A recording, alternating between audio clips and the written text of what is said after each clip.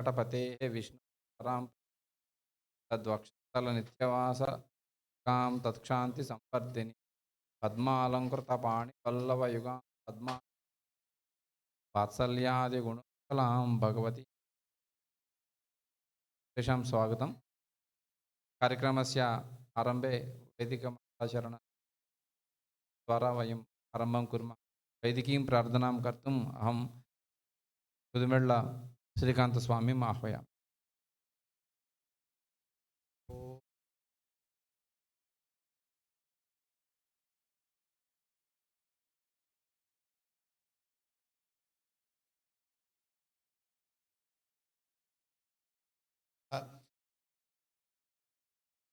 आगुंसस्तन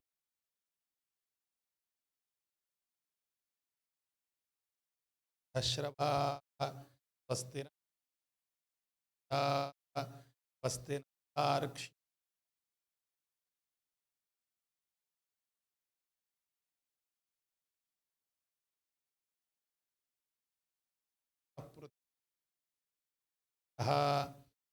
वाचे वाचस्पतये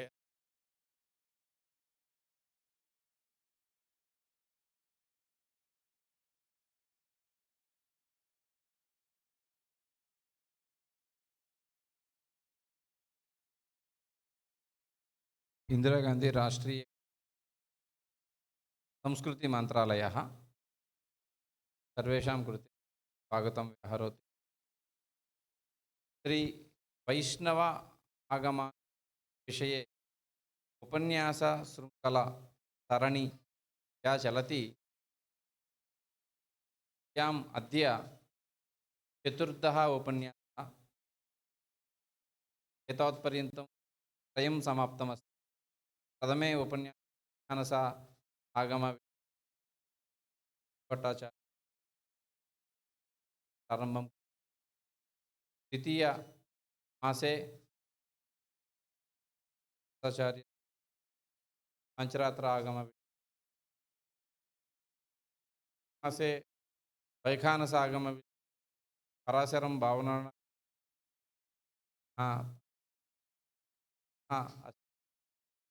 वै पांचरात्र आगमे एकस्मिन् वैखानसागमः अपरस्मिन् पांचरात्रागम एवं आल्टर्नेट मासेषु सः चलन्ति। संस्कृति मंत्रालये आगमानां कृते किमपि करणीयमिति संकल्पः जातः, अतः तिरुपतिस्थ राष्ट्रीय एकं सेण्टर् स्थापयामः। तेन कारणेन आगमस्य चर्च भवति। टेम्पल आर्किटेक्चर एंड आगम अस्य केन्द्रस्य परिशोधना केन्द्रे परिशोधना लक्ष्याणि सन्ति। एवं परिशोधनं जायमानमस्ति। अस्मिन् सेण्टर् मध्ये ऐशीर्षसंस्थायाः प्रकाशनकार्यं चलति। एवं विमानार्चनकल्पस्य चलति। एवं सिद्धान्तशेखरस्य महोदयस्य प्रकाशनम् एतावत्पर्यन्तं। प्रतिमासम् एकं लेक्चर् भवति आगमविषये। जून् मासतः टेम्पल आर्किटेक्चर् एकं लेक्चर्। एवं यदा 12 मासाः परिसमाप्ताः भवन्ति, 12 उपन्यासाः समापिताः भवन्ति, एवं 12 लेखनानि लभ्यन्ते, रिसर्च् पेपर्स्। एकैकं पेपर् वस्तु मैक्सिमं 10 अबोव भवति, 10 पेजेस् एव। एवं वर्षं वर्षम् आगमानां विषये एकं पुस्तकम्। एतत् सर्वम् इन्दिरागान्धी राष्ट्रीयकलाकेन्द्रं संस्कृतिमन्त्रालय पक्षतः जायमानम्। अत्र मिलित्वा MOU द्वारा एतत् कार्यम् अत्र कारयितुं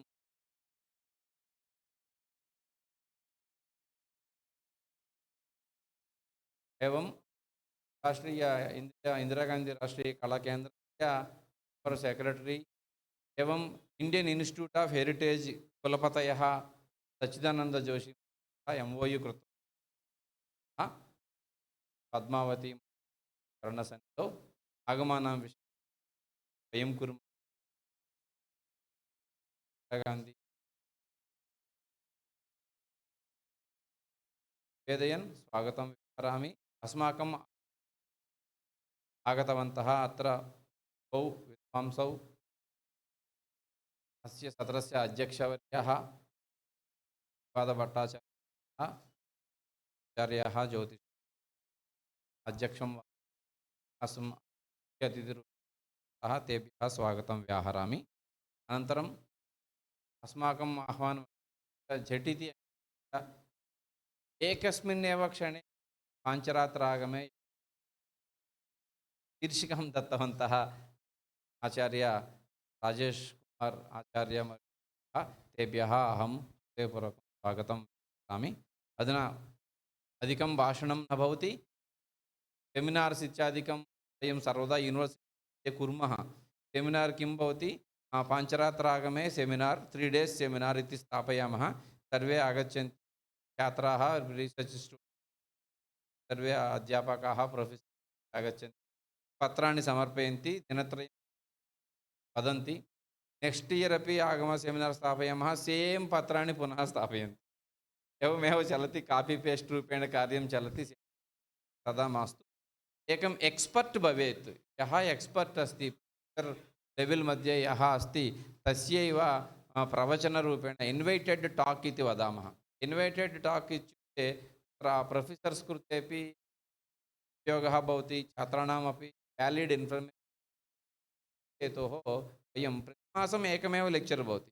ये कति छात्राः आगच्छन्ति, एतावत्पर्यन्तम् आगमछात्राः आगताः, अस्मिन् मासे किम् इत्युक्ते विद्यापीठे विरामः, परीक्षाः चलन्ति। अतः जनवरी फेब्रवरी मार्च् पर्यन्तं छात्राः आगच्छन्ति। एप्रिल् मे जून् मध्ये गच्छति छात्राः विभागेभ्यः। तोलयतः पुनः रीओपनिङ्ग् भवति, तदानीं छात्राणां समृद्धिर्भवति। तदापि अस्माकं ये सीरीस् अस्ति तत् न स्थगति, सर्वं रिकार्ड् भवति, पेपर् अपि भवति, सर्वं भवति।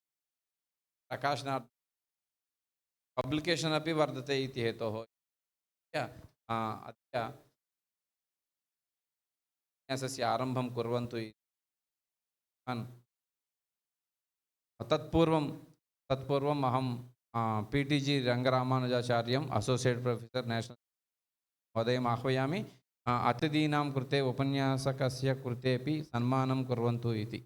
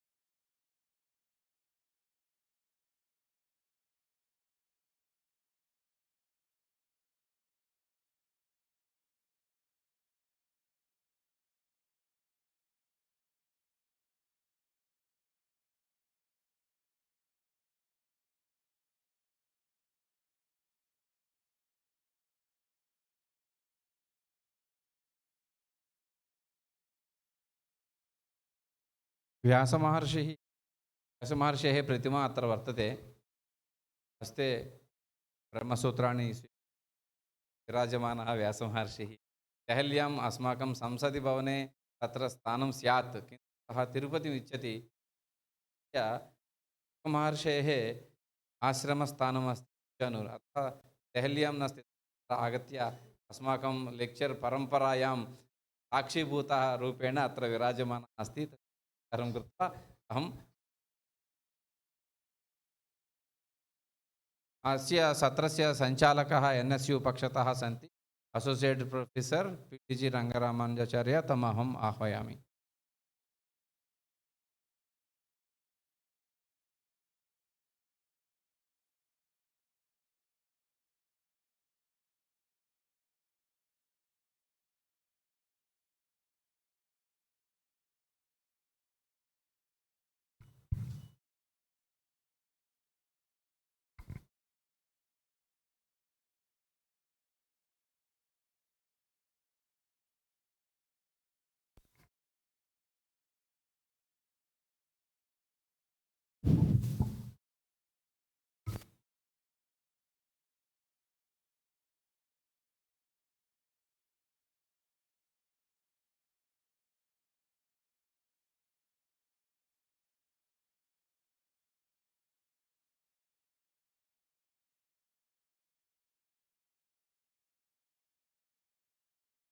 वां पद्मालस्थित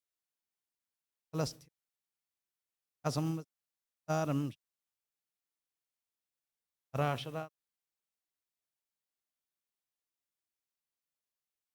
सभापतिभ्यः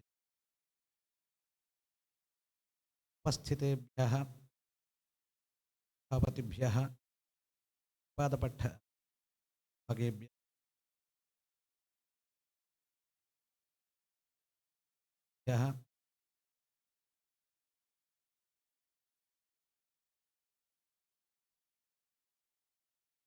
अंशरात्र प्रमेय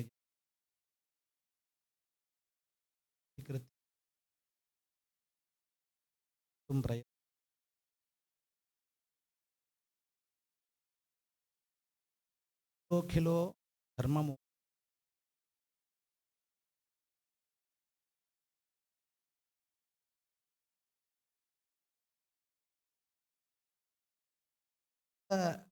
धर्ममु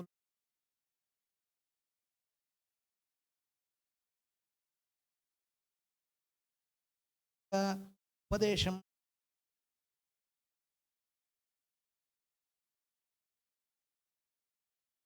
तत्त्वं हितं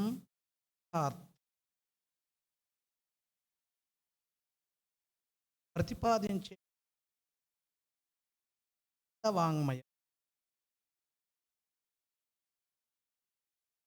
कर्मकांड उपासना ज्ञानकांड कांडत्रयंगा भजितमై कर्मज्ञान कांडमुలుగా భాగద్వయం విషయములు ప్రాధాన్యంగా ఉపదేశితము తత్వం హితం తత్వశబ్ద దర్శనములు విధమైనటువంటి నిర్వచనము చెప్పి ఉన్న ప్రధానంగా తత్వములు 1 లేక 2 లేక 3 సిద్ధాంతత్రయంలో ప్రతిపాదించబడినటువంటి విషయం. పరమాత్మతత్వం, జీవతత్వం, ప్రకృతి తత్వం. ఇందులో ఒకే తత్వం ప్రతిపాదించబడినటువంటి సిద్ధాంతములు లేదు. ఇవి తత్వములు పరమాత్మ జీవుడు అని రెండుగా ప్రతిపాదించినటువంటి తత్వములు, దర్శనములు, లేక పరమాత్మ జీవుడు ప్రకృతి 3 తత్వములు అని తత్వత్రయ ప్రతిపాదకములు. ఈ విధంగా సమస్త సిద్ధాంతములన్నింటినీ మనం ఒకసారి పరిశీలనం చేస్తే తత్వముల యొక్క సంఖ్య 1 నుండి 3 ప్రధాన తత్వములుగా, ఇక వాటి అవాంతర తత్వములు 25 తత్వములని, 24 తత్వములని, 36 తత్వములని, ఈ విధంగా వివిధమైనటువంటి సిద్ధాంతములు ప్రతిపాదించబడి వేదాంతర్గతమైనటువంటి తత్వములను అలా విచారించారు. ఈ తత్వములన్నీ కూడా వేదములలో అంతర్గర్భంగా చక్కగా ప్రతిపాదించబడి ఉన్నవే. ఇక రెండవది హితం. ఈ హితం అనేటువంటిది జీవుని యొక్క పరమలక్ష్యానికి సాధనభూతమైనటువంటి అవధేయమైనటువంటి అంశములను ప్రతిపాదించేటువంటి విచారం. ప్రాప్యస్య బ్రహ్మణో రూపం ప్రాప్తుశ్చ ప్రత్యేగాత్మనః ప్రాప్త్యుపాయం ఫలం చైవ తథా ప్రాప్తి విరోధి చ. అర్థపంచకం అని పేరు. ఈ అర్థపంచకం పరమాత్మ స్వరూపం, జీవస్వరూపం, ఉపాయస్వరూపం, ఫలస్వరూపం, విరోధి స్వరూపం, ఈ ఐదింటిని ప్రతిపాదించేటువంటి ఆ విచారానికి హితం అని పేరు. ఇక మూడవది పురుషార్థ చింతనం. ధర్మార్థ కామమూలకమైనటువంటి లేక ధర్మమూలకమైనటువంటి అర్థకామముల యొక్క సాధనము, తద్వారా మోక్షప్రాప్తి. ఇది పరమ పురుషార్థ లక్ష్యంగా ప్రతిపాదించబడినటువంటి దర్శనములు. మొత్తం మీద మనకు దర్శనములన్నీ కూడాను ఈ మూడు విషయములను ప్రధానంగా ప్రతిపాదిస్తూ ఉన్నాయి అని మనకు అర్థమవుతున్నది. ఈ వేదమూలకమైనటువంటి ఈ విచారాన్ని మనకు చక్కగా దర్శింపచేసి పరమ పురుషార్థానికి చేరువ చేసేటువంటి శాస్త్రములకు దర్శన శాస్త్రములు అని పేరు. దృశ్యతే అనేనేతి దర్శనం అన్నటువంటి ఒక నిరుక్తి మనకు కనబడుతుంది. దర్శింప చేయునది అని అర్థం. ఇది కర్మార్థవాచకం. ఇలా కాకుండా దృశ్యతే ఇతి దర్శనం అని మరి ఒక నిరుక్తి చూచుట అని అర్థం. దీనికి ఇది భావార్థవాచకం. ఈ రెండు రకములైనటువంటి దర్శనములు మనకు కనబడుతూ ఈ విధమైనటువంటి దర్శనములు నాస్తిక ఆస్తిక భేదములతో రెండుగా విభజితమై అందులో చార్వాక బౌద్ధ జైనాదులు వేద ప్రామాణ్యాన్ని అంగీకరించినటువంటి దర్శనములు నాస్తికములని, వేద ప్రామాణ్యాన్ని అంగీకరించినటువంటి సాంఖ్యయోగ పూర్వ ఉత్తర మీమాంస న్యాయ వైశేషిక దర్శనములు 6 అని మనకు న్యాయకోశకారుడు మనకు వివరించాడు. ఈ ఆస్తిక దర్శనములు వేద ప్రామాణ్యాన్ని అంగీకరించి వేదాంతర్గతమైనటువంటి తత్వములను స్పష్టంగా దర్శింపజేసి పరమాత్మ సాయుజ్య ప్రాప్తికి కారకములుగా ఉన్నటువంటి దర్శనములు, వీటికి ఆస్తిక దర్శనములు అని పేరు. మనం వింటూ ఉంటాం సమాజంలో, వైదిక ప్రపంచంలో ఆస్తికులు అని. ఆస్తిక శబ్దం 3 విషయాలపై ఆధారపడి ఉంటుంది. ఒకటి వేదాన్ని అంగీకరించడం, రెండవది దైవాన్ని అంగీకరించడం, మూడవది పునర్జన్మను అంగీకరించడం. ఈ మూడింటిని ఏవైతే అంగీకరిస్తాయో అవి ఆస్తిక దర్శనములుగా, పరమ ప్రామాణ్యములుగా సమాజంలో ఆదరణ పొందటం వాస్తవిక సత్యం. ఇలాంటి దర్శన శాస్త్రములలో ఆగమ శాస్త్రములు దర్శన శాస్త్రం యొక్క పరమ ప్రయోజనాన్ని, పరమ లక్ష్యాన్ని అతి సులభంగా పరిపూర్తి చేయడానికి పరమాత్మ ద్వారా ఉపదేశితమైనటువంటి శాస్త్రములుగా మనం చూడవచ్చు. కారణం స్వర్గకామోయజేత అనేటువంటి అనేకమైనటువంటి శృతివాక్యముల ద్వారా శృత్యుక్తమైనటువంటి ధర్మములు స్వర్గప్రాప్తి పర్యంతము నడిపించినవే కానీ సాలోక్య సారూప్య సామీప్య సాయుజ్యాఖ్య తురీయమైనటువంటి పరమ ప్రయోజనానికి అంత సులభకరమైనటువంటి హేతువులు కాదు, సాధనములు కాదు అని మనకు కొంత వాంగ్మయాన్ని దర్శిస్తే అర్థమవుతుంది. మరి అటువంటి స్థితిలో పరమాత్మ మగ్నాన్ ఉద్ధరతే కామాన్ కారుణ్యాత్ శాస్త్రపాణిన అవతీర్ణో జగన్నాథ శాస్త్రరూపేణ వై ప్రభు. స్వామి మనల్ని ఉద్ధరించడం కొరకు దయాహృదయుడై తానే శాస్త్రరూపిగా అవతరించాడు అని మనకు అర్థమవుతుంది.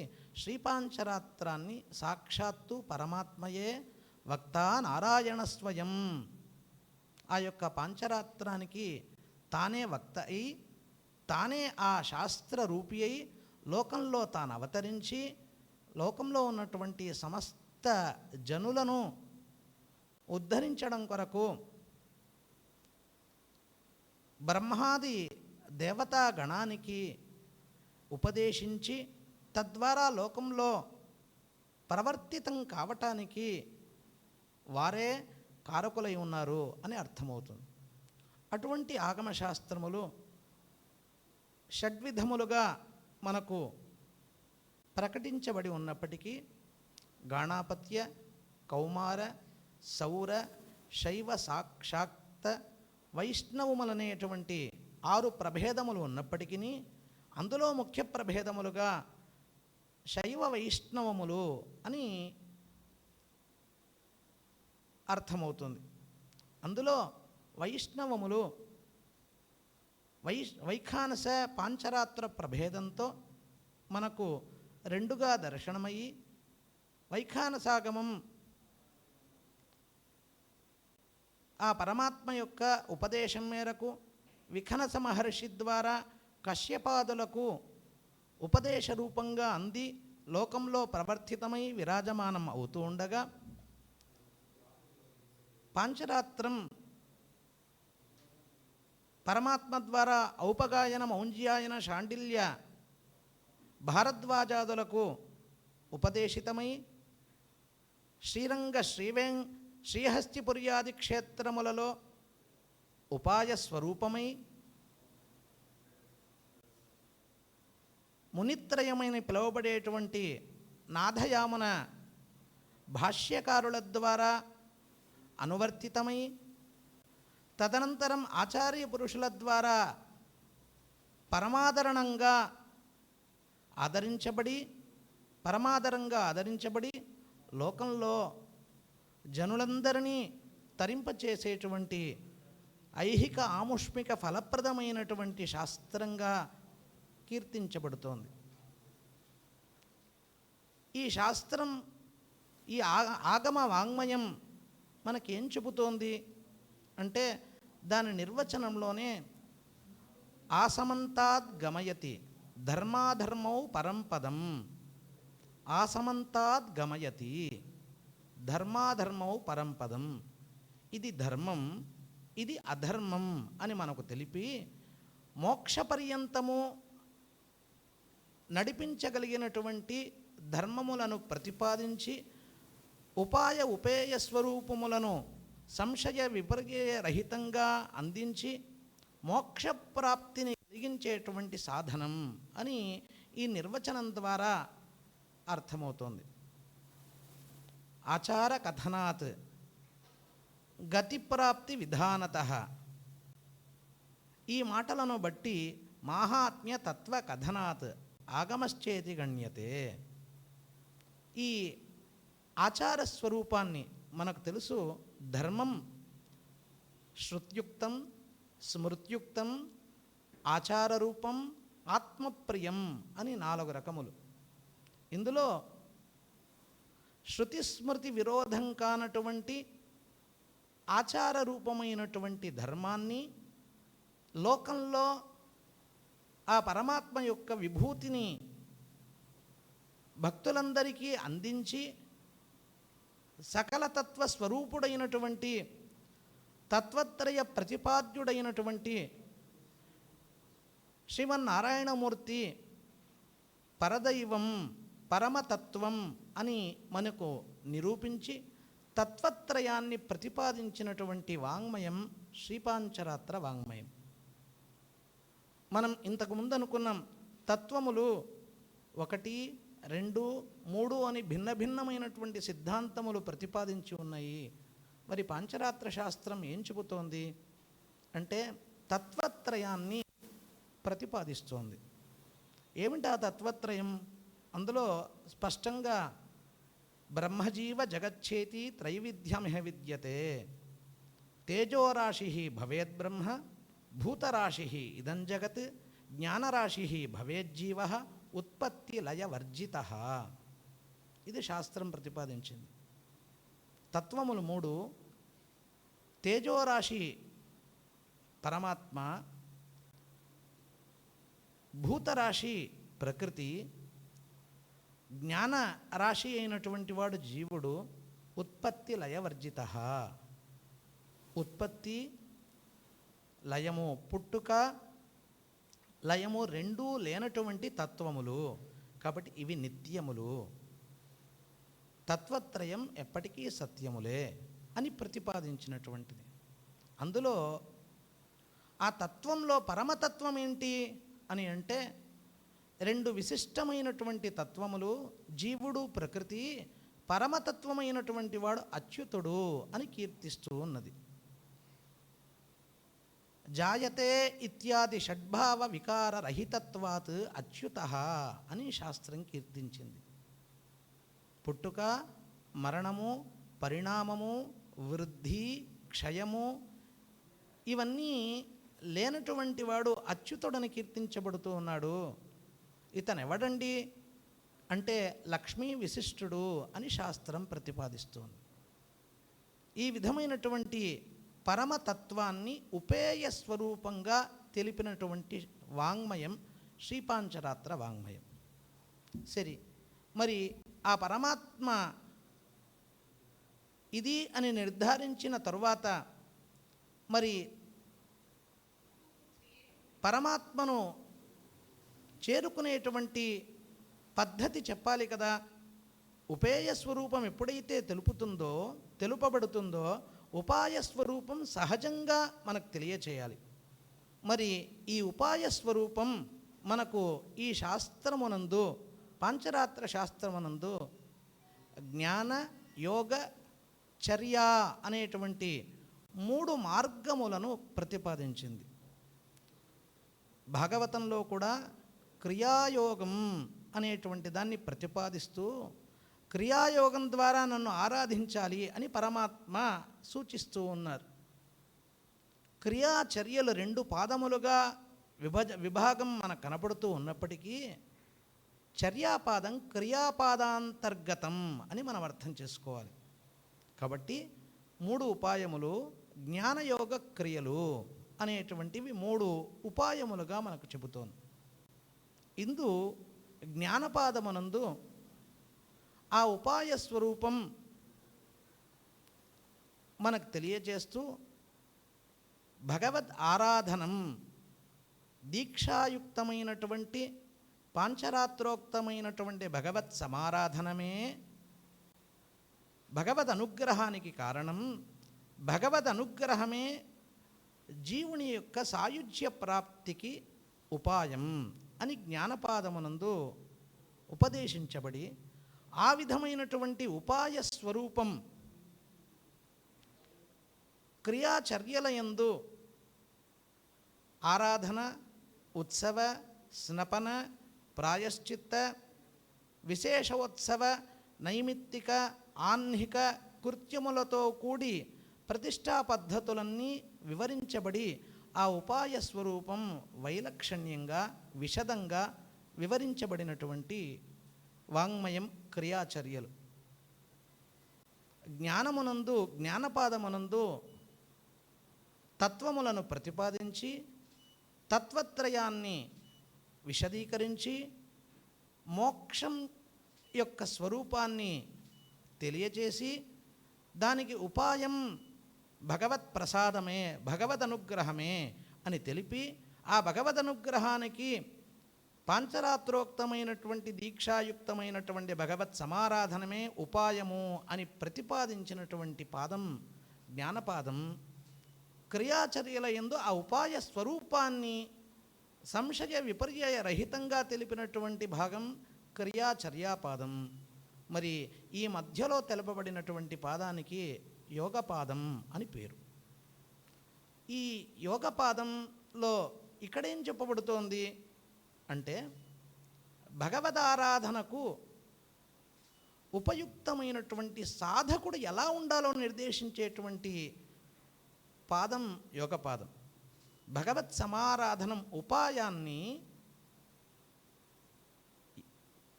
చక్కగా అనువర్తించడానికి, అనుష్ఠించడానికి సరి అయినటువంటి శారీరక మానసిక చిత్త సంపాదనాన్ని పొందటానికి యోగ ప్రమేయం ఉపకరిస్తుంది.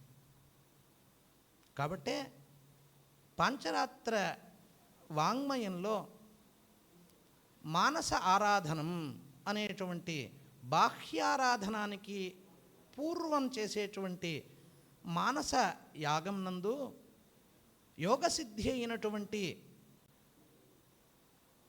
సాధకుడు మానసికంగా యాగాన్ని చేసి బాహ్యారాధనను ప్రారంభిస్తాడు. సౌవర్ణే స్థాలివర్యే మణిగణఖచితే గోఘృతాక్తాన్ సుపక్వాన్ భక్ష్యాన్ భోజ్యాంశ్చ లేహ్యాన్ పరమమపి హవిశ్చోష్యమన్నం నిధాయ నానాశాఖైరుపేతం దధిమధుఘృత క్షీరపానీయయుక్తం తాంబూలంచ ఆత్మగేహే అహం మానసం కల్పయామి అని మానసికారాధనంలో సాధకుడు బ్రహ్మాండ పురాణంలో లలితా సహస్రనామంలో చెప్పబడినట్లుగా అంతర్ముఖ సమారాధ్య బహిర్ముఖ సుదుర్లభ అని ప్రతిపాదించబడినటువంటి విధంగా అంతర్ముఖమైనటువంటి ఆరాధనను మనకు మానసయాగం నందు ప్రతిపాదించారు. మరి ఈ మానస బాహ్య ఆరాధనములకు యోగం ఎలా ఉపకరిస్తుంది అని అంటే యోగ ప్రమేయాన్ని మనం గమనిస్తే అష్టాంగ యోగ మార్గంలో యమనియమాసన ప్రాణాయామ ప్రత్యాహారములు అనేటువంటి పర్యంతము మానసికారాధన విశేషములు. ధ్యానధారణ సమాధి అనేటువంటి 3 బాహ్యయాగానికి దోహదములు, మనకు బాహ్యయాగానికి ఉపకరించేటువంటివి పై 5 అయితే ధ్యానధారణ సమాధులు అంతర్గతమైనటువంటి అంతర్ముఖ సమారాధనానికి సాధనభూతనము. అంటే అష్టాంగ యోగంలో బాహ్యారాధనకు ఉపకరించేటువంటి అంగములు, అంతర్ముఖ సమారాధనాన్ని సౌలభ్యం చేసేటువంటి అంగములు రెండూ కలిపి అష్టాంగ యోగంగా శాస్త్రం కీర్తిస్తుంది. ఈ విధమైనటువంటి యోగశాస్త్రం లోకంలో వ్యవహారంలో పాతంజల యోగం అనేటువంటి చతుష్పాదాత్మకమైనటువంటి 195 సూత్రములతో 4 పాదములతో కూడి విరాజమానమై అత్యంత శ్రద్ధేయంగా ఉపాస్యంగా స్వీకరించబడినటువంటి పాతంజల యోగ సూత్రములు బహుళ వ్యాప్తిలో ఉన్నప్పటికీ ప్రాచీనంగా ఈ యోగశాస్త్రాన్ని కొంత యోగ వాంగ్మయాన్ని పరిశీలిస్తే ఇవి 2గా మనకు కనబడుతుంది. శివప్రోక్త యోగం, హిరణ్యగర్భ ప్రోక్త యోగం అని 2 రకములు. శివప్రోక్త యోగం మంత్రయోగ, హఠయోగ, లయయోగ, సమాధి యోగాదులను శివశక్తి యోగ పర్యంతము మనకు సూచిస్తే ఆ శివశక్తి యోగాన్ని ఔర్వ, జామదగ్ఞ, మతంగాది మహర్షులు ప్రచారం చేస్తే హిరణ్యగర్భ ప్రోక్త యోగం సాక్షాత్తు పరమాత్మ ద్వారా నాభికమలంలో నుండి ఉద్భవించినటువంటి చతుర్ముఖునికి ఉపదేశించబడి హిరణ్యగర్భుని ద్వారా నారదాదులకు ప్రవర్తితమై యాజ్ఞవల్క్యాది మహర్షుల ద్వారా అత్యంత ఆదరణంగా ఆదరించబడి తదనంతరం కొంత లోకమునందు వ్యాప్తి తగ్గి మరలా పరమాత్మ ఆజ్ఞ చేత ఆదిశేషుని అవతారంలో పతంజలి అవతరించి ఈ యోగశాస్త్రాన్ని ఉద్ధరించినట్లుగా మనకు అర్థమవుతోంది. వ్యవహారంగా హిరణ్యగర్భ ప్రోక్త యోగం అని పిలువబడినప్పటికీ ఈ యోగం సాక్షాత్తు శ్రీపాంచరాత్రంలో పరమాత్మ ద్వారా హిరణ్యగర్భునికి ఉపదేశించబడినటువంటి యోగ విశేషమే అని మనకు అర్థమవుతుంది. కారణం దీని యొక్క ప్రాతిపదిక మూలం పాతంజల సూత్రములలో ప్రతిపాదించబడినటువంటి చతుష్పాదముల యందు నిర్దేశితమైనటువంటి అంశములు యోగపాదంలో లేక పాంచరాత్ర సంహితలలో అక్కడక్కడా కనబడేటువంటి యౌగిక అంశములను పరిశీలిస్తే దీనికి మూలం అది అని మనకు అర్థమవుతుంది. ఉదాహరణకు యోగ శబ్దార్థాన్ని యోగ చిత్తవృత్తి నిరోధ అని పతంజలి నిర్వచిస్తే పరమాత్మ శ్రీపాంచరాత్రంలో అవ్యాకులస్య చిత్తస్య బంధనం విషయే క్వచిత్ తత్సయోగ అని సూత్రీకరించారు. ఇక్కడేమిటి? యోగ చిత్తవృత్తి నిరోధ. చిత్తం దాన్ని నిరోధించేటువంటి ఉపాయం, చిత్తాన్ని నిరోధించడం యోగం అని ఇక్కడ పతంజలి సూత్రీకరిస్తే చిత్తాన్ని నిరోధించడం ఒకటే కాదు, ఆ నిరుద్ధమైనటువంటి విషయము ఒక ఏకీకృతమైనటువంటి పరమతత్వమునందు లయం కావాలి. ఆ పరమతత్వం శ్రీమన్నారాయణమూర్తి అని అవ్యాకులస్య చిత్తస్య, వ్యాకులమైనటువంటి చిత్తాన్ని నిరోధించి అవ్యాకులం చేసి బంధనం విషయే క్వచిత్, విషయీ అని పిలువబడినటువంటి పరమాత్మయందు ఏకాగ్రచిత్తంతో నిలపడానికి యోగం అని నిర్వచనాన్ని పాంచరాత్ర వాంగ్మయాన్ని దర్శనం చేస్తే మనకు అర్థమవుతుంది. మరి అటువంటి పాంచరాత్ర వాంగ్మయంలో యోగం రెండుగా, యోగంచ ద్వివిధం ప్రోక్తం జ్ఞానకర్మ విభేదతః. జ్ఞానయోగమని కర్మయోగమని రెండుగా యోగాన్ని ప్రతిపాదించింది శ్రీపాంచరాత్రం. యమాది అష్టాంగములు కర్మయోగాంతర్గతములైతే వైరాగ్యాదులు జ్ఞానయోగాంతర్గతములు.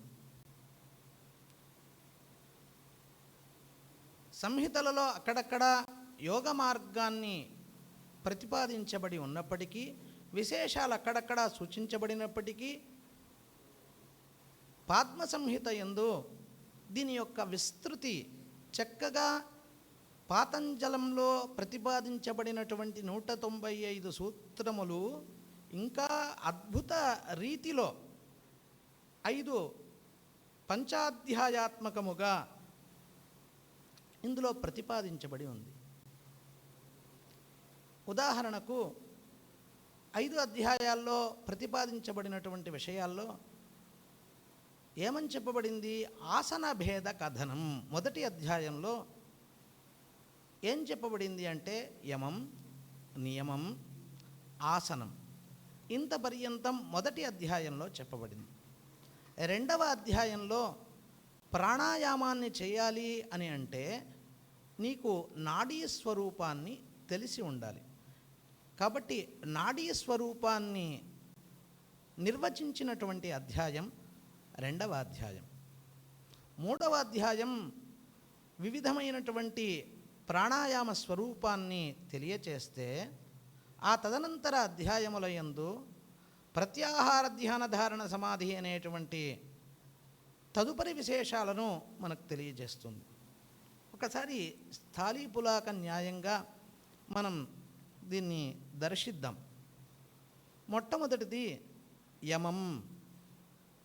అష్టాంగ యోగంలో మొట్టమొదటిది మనం అనుకున్నాం చిత్తవృత్తి నిరోధ అనేటువంటివి మనం అనుకున్నాం. ఈ చిత్తం అంటే ఏమిటి? ఆ చిత్తం యొక్క స్వరూపం ఏమిటి అంటే, ఈ చిత్తం 5 విషయములుగా విభజితమై ఉన్నది. ఈ 5 విషయాలను ప్రతిపాదిస్తూ ఉన్నారు. ఏమని ప్రతిపాదిస్తూ ఉన్నారు అని అంటే,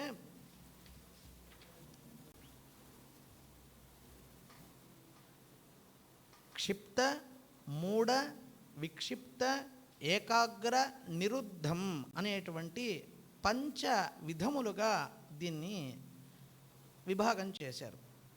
మొట్టమొదటిది క్షిప్తం. ఈ క్షిప్తం రజోగుణాత్మకమైనటువంటి, రజోగుణ ఆధిక్యాన్ని కలిగినటువంటి చాంచల్యమైనటువంటి చిత్తానికి క్షిప్తం అని పేరు. ఇక రెండవది మూఢం. ఇది తమోగుణాధిక్యమైనటువంటి మోహాన్ని కలిగించేటువంటి చిత్తానికి మూఢం అని పేరు. ఇక మూడవది విక్షిప్తం. ఈ విక్షిప్తం ఎలా ఉంటుంది అంటే, సత్వగుణ ప్రాధాన్యంగా ఉంటుంది. స్థిర అస్థిరమైనటువంటి మిశ్రితమైనటువంటి చిత్తాన్ని కలిగి ఉంటుంది. క్షిప్తం, మూఢం, విక్షిప్తం ఈ 3 గుణముల యందు స్థిర అస్థిర భావనలతో కూడి ఉన్నటువంటి విశేషములు. ఇక 4వది ఏకాగ్రం అనేటువంటి. ఈ 4వది ఏం చేస్తుంది అంటే, ధ్యేయ వస్తువునందు ఏకాగ్రతను కలిగిస్తుంది. ధ్యేయ వస్తువునందు ఏకాగ్ర చిత్తానికి, దానికి ఏకాగ్రం అని పేరు. ఇక 5వది నిరుద్ధం. ఈ 4 ద్వారా మనకు ఏదైతే సంస్కారం జనితమైందో, ఆ సంస్కార జనితమైనటువంటి సంస్కార విశేషం వలన ధ్యేయ వస్తువులోకి లయం కావటం అనేటువంటిది నిరుద్ధం. ఆ నిరోధం ఎంతకాలము అంటే దీర్ఘకాలం ఈ నిరోధం ఉండడం, దానికి నిరుద్ధం అని పేరు. అప్పుడు చిత్తం 5 రకములైనటువంటి చిత్తములు మనకు లోకంలో, ఆ చిత్త సంపాదన కలిగి ఉన్నటువంటి వారు, చిత్త సంపద కలిగినటువంటి వారు 5 రకములైనటువంటి వ్యక్తులను మనం లోకంలో దర్శనం చేసుకోవచ్చు. రజోగుణాధిక్యమయ్యి చాంచల్య చిత్తాన్ని కలిగి ఉన్నవారు, తమోగుణ ప్రభావం చేత మోహచ్ఛన్నమైనటువంటి చిత్తాన్ని కలిగి ఉన్నటువంటి వారు, సత్వగుణ స్వభావంతో సత్వగుణాధిక్యం వలన మిశ్రితమైనటువంటి స్థిర అస్థిరమైనటువంటి చిత్తాన్ని కలిగి ఉన్నటువంటి వారు, ఏకాగ్రమైనటువంటి ఒకే వస్తువునందు తమ చిత్తాన్ని మరల్చకుండా ఏకాగ్ర చిత్తంతో ఉన్నటువంటి వారు, ఆ ఏకాగ్ర చిత్తమునందు స్థిరమైనటువంటి ధ్యేయ వస్తువును నిర్ణయించుకొని, నిర్ణయాత్మకమైనటువంటి ధ్యేయ వస్తువునందే తమ యొక్క చిత్తాన్ని నిరోధించగలిగినటువంటి వారు. 5 రకములైనటువంటి చిత్తాన్ని కలిగి ఉన్నటువంటి వారిని లోకంలో మనం దర్శించగలుగుతాం. ఈ 5 మనకు 5 రకములైన చిత్తం యొక్క స్వరూపం 5. ఇక రెండవది వృత్తయ. చిత్తం యొక్క వృత్తి అంటే కార్యం. ఈ చిత్తము సామాన్యంగా ఏమవుతుంది, మనం ఒక కార్యాన్ని చేస్తాం. కార్యాన్ని గనక నిరోధిస్తే, అంటే కార్యం చేయకుండా మనం ఉన్నటువంటి పక్షంలో మన యొక్క స్థితి వేరు, కార్యం చేసేటప్పుడు మన యొక్క చిత్తం వేరు. ఆ కార్యాన్ని ఆశ్రయించి మన యొక్క చిత్తం భిన్నములుగా ప్రవర్తిస్తూ ఉంటుంది. ఈ విధమైనటువంటి కార్యం 5 రకములుగా శాస్త్రం చెప్పబడింది. ప్రమాణం, విపర్యయం, వికల్పం, నిద్ర, స్మృతి అనేటువంటి 5 చిత్తం చేసేటువంటి కార్యములు, చిత్తవృత్తులు అని చెప్పబడింది. ఈ చిత్తం చేసేటువంటి 5 కార్యములను నిరోధించి ధ్యేయ వస్తువును సదాచార్య మూలకంగా ఉపదేశితంగా స్వీకరించి ఆ ధ్యేయ వస్తువును ఉపాస్యంగా ఉంచుకొని వృత్తిని, చిత్తం యొక్క వృత్తులను నిరోధించి ధ్యేయ వస్తువునందు దీర్ఘకాలంగా చిత్తాన్ని లయం చేయడానికి దానికి యోగం అని పాంచరాత్ర శాస్త్రం మనకు ప్రతిపాదిస్తుంది. ఈ యొక్క పాంచరాత్ర శాస్త్రం ప్రతిపాదించేటువంటి ఇందులో మనకు స్పష్టంగా కొన్ని విశేషాలు మనకు అర్థమవుతాయి. అక్కడ పాతంజలంలో చిత్తవృత్తి నిరోధిస్తే చాలన్నాడు, కానీ ఇక్కడ ధ్యేయ వస్తువు యొక్క స్వరూపాన్ని కూడా తెలిపారు. అంటే ధ్యేయ వస్తువు యొక్క లక్షణం, స్వరూప, స్వభావ, రూప, గుణాది విశేషములను ఈ పాంచరాత్రోక్తమైనటువంటి యోగమునందు విశదంగా స్పష్టంగా తెలియచేయడం జరిగింది. ఎప్పుడు ధ్యేయ వస్తువు నందు స్పష్టత ఉంటుందో అప్పుడు ధ్యాతకు ధ్యానం సులభమవుతుంది. ధ్యేయ వస్తువు అగోచరమైనప్పుడు ధ్యాత ఏ విధంగా ధ్యానించగలడు? కాబట్టి పాతంజల సూత్రానికి ఇది మూలాధారంగా ఉంది అని మనం మొట్టమొదటి ఈ అంశంలో మనం గ్రహించవచ్చు. ఇక అష్టాంగ యోగాన్ని ప్రతిపాదిస్తూ మొట్టమొదటిది యమం అనేటువంటి దాన్ని మనకు సూచించారు. యమ, నియమ, ఆసన, ప్రాణాయామ, ప్రత్యాహార, ధ్యాన, ధారణ. ఇందులో యమం అంటే పాతంజలంలో ఒక 5 విశేషాలు మనకు యమాంతర్గతములుగా సూచించినప్పటికీ స్మృత్యాదుల యందు కొంత భిన్నత గోచరించినప్పటికీ పాంచరాత్రంలో యోగశాస్త్రంలో ప్రతిపాదించబడినటువంటి విశేషం, అదే సందర్భంగా ధర్మశాస్త్రముల యందు ప్రతిపాదించబడినటువంటి యమం యొక్క లక్షణం రెండూ స్పష్టంగా మనకు సమ్మిశ్రితంగా కనబడుతుంది. అహింస, సత్యమస్తేయం, బ్రహ్మచర్యం, దయార్జవం, క్షమా, ధృతిర్మితాహార, శౌచం చేతి యమాదశ. ఈ యొక్క అహింస, సత్యం, అస్తేయం, బ్రహ్మచర్యం, దయార్జవం, ఇక్కడ యమం అనేటువంటిది 10 రకములైనటువంటి సాధనములతో మనకు శాస్త్రంలో కీర్తించింది. అహింస, సత్యం, అస్తేయం, బ్రహ్మచర్యం, దయా, రుజుత్వం, క్షమా, ధృతి, మితాహార, శౌచం చేతి యమాదశ. ఇలా చెబుతూ అహింస దగ్గర నుంచి ప్రారంభం చేసి దీన్ని అక్కడక్కడక్కడక్కడక్కడ ఆహ్నిక భాగంలో కొన్ని విశేషాలు, ఉదాహరణకు శౌచం అనేటువంటి ప్రక్రియ. ఈ యమంలో 10 అంగాలు ఉన్నాయి కదా, ఈ అహింస అనేటువంటిది ఎక్కడ సూచించింది అంటే వర్ణధర్మాలయందు జ్ఞానపాదంలో, చర్యాపాదంలో వర్ణధర్మం యొక్క ప్రసక్తి వచ్చినప్పుడు అహింసా స్వరూపం అక్కడ సూచించబడుతుంది. ఇక్కడ యోగపాదంలో ఈ స్వరూపం కనపడదు. కానీ ఎందుకు కనపడలేదు అంటే తత్తన్నిమిత్తాల్లో సూచించారు. అహింస, సత్యం, అస్తేయం అనేటువంటి వాటి యొక్క స్వరూపం. ఇక బ్రహ్మచర్యం అనేటువంటి గుణం ఆయా ఆశ్రమ ధర్మాల్లో సూచించినప్పుడు సూచించారు. దయా, రుజుత్వం వర్ణధర్మాల్లోని సూచించారు. మితాహార అనేటువంటిది దీక్షాయుక్తుడైనటువంటి సాధకుని యొక్క లక్షణాన్ని సూచించేటప్పుడు మితాహార స్వరూపాన్ని ఎలా ఉండాలి, దీక్షితుడు ఎలాంటి ఆహారాన్ని స్వీకరించాలి, మితాహారం యొక్క లక్షణం ఏంటి అని అక్కడ నిర్వచించారు. శౌచం, శౌచం ద్వివిధం ప్రోక్తం, బాహ్య ఆభ్యంతరం చేతి. బాహ్యాశౌచం, ఆభ్యంతరిక శౌచం అనేటువంటి రెండు రకములైనటువంటి శుచిత్వ సిద్ధిని ఆహ్నిక విభాగంలో చెప్పేటప్పుడు శాస్త్రం ప్రతిపాదించింది.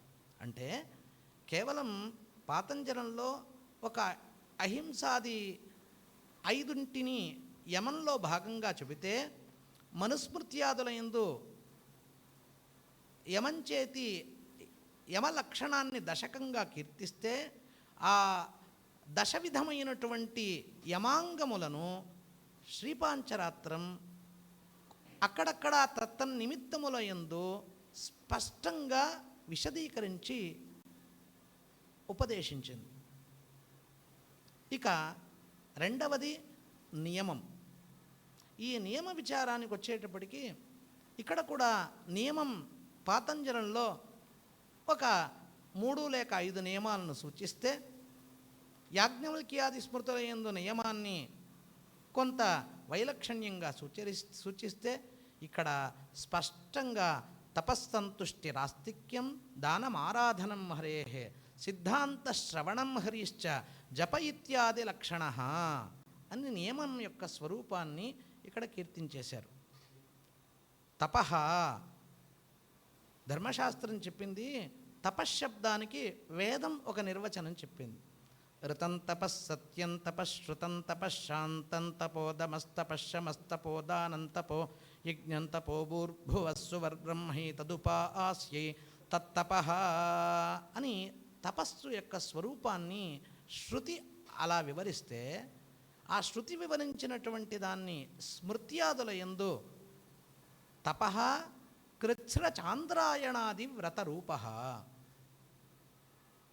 అని చెబితే, ఇక్కడ శ్రీపాంచరాత్రంలో తపస్సు యొక్క స్వరూపాన్ని అత్యద్భుతంగా మంత్రయోగంతో సమ్మిశ్రితం చేసింది.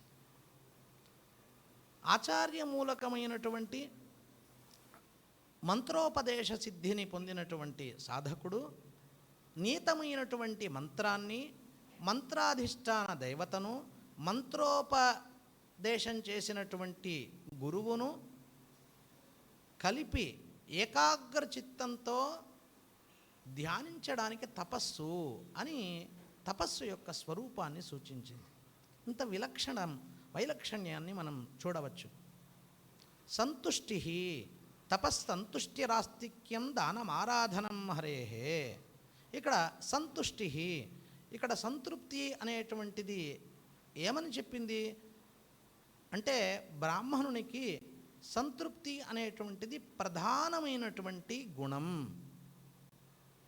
తదితరమైనటువంటి వర్ణములకు నిమిత్తం అని చెప్పాడు. సార్వకాలికం బ్రాహ్మణునికి, మిగతా అటువంటి వర్ణములకు తత్తన్నిమిత్తములలో సంతృప్తి పొందితే చాలు. బ్రాహ్మణుడు సార్వకాలికంగా సంతృప్తిగా ఉండాలి. ఎలా ఉండాలి అనేటువంటిది బృహద్బ్రహ్మ సంహిత యందు సూచిస్తూ ఉన్నాడు. నీవు ఏ విషయమునందు రాగాన్ని కలిగి ఉండకపోతే సంతృప్తి నీకు వచ్చేస్తుందంటాడు. రాగం కలిగి ఉండకపోతే విరాగం అని అర్థం కాదు. విరాగానికి ప్రయత్నం అవసరం. రాగం లేకుండా ఉంటే వెంటనే విరాగం సిద్ధించదు. రాగం లేకుండా, విరాగం లేకుండా ఉన్నటువంటి మధ్యస్థితి ఏదైతే ఉందో దానికి సంతృప్తి అని ఒక నిర్వచనాన్ని సూచిస్తుంది. ఆస్తిక్యం, ఈ ఆస్తిక్య విచారాన్ని ఎక్కడ విచారించింది శాస్త్రం అంటే, క్రియాపాదంలో యజమాన ఆచార్య లక్షణ విశేషంలో మనకు కీర్తిస్తుంది. యజమాన లక్షణాన్ని చెప్పేటప్పుడు శ్రద్ధావాన్ ఆస్తికః భక్తః ధనధాన్యైః సమేధితః అని చెప్పినప్పుడు ఆస్తిక్య స్వరూపాన్ని కీర్తిస్తోంది. యజమాని ఒక దేవాలయాన్ని నిర్మించాలి అన్నా, ఒక యజ్ఞాన్ని అనుష్ఠింప చేయాలి అన్నా, యజమాని యొక్క లక్షణంలో శ్రద్ధ కలిగి ఉండాలి, ఆస్తికుడై ఉండాలి అని చెబుతోంది.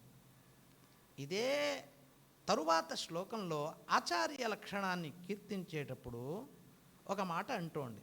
ఏమంటోంది అంటే, భగవద్వంశజం శుద్ధం అలోలుపం అధాంబికం పాంచరాత్ర విదం శాంతం సిద్ధాంతేషు కృతశ్రమం భగవద్వంశజం శుద్ధం అలోలుపం అధాంబికం అని చెబుతూ చివరిలో అదృష్ట పరమాస్తికం అని కీర్తిస్తోంది.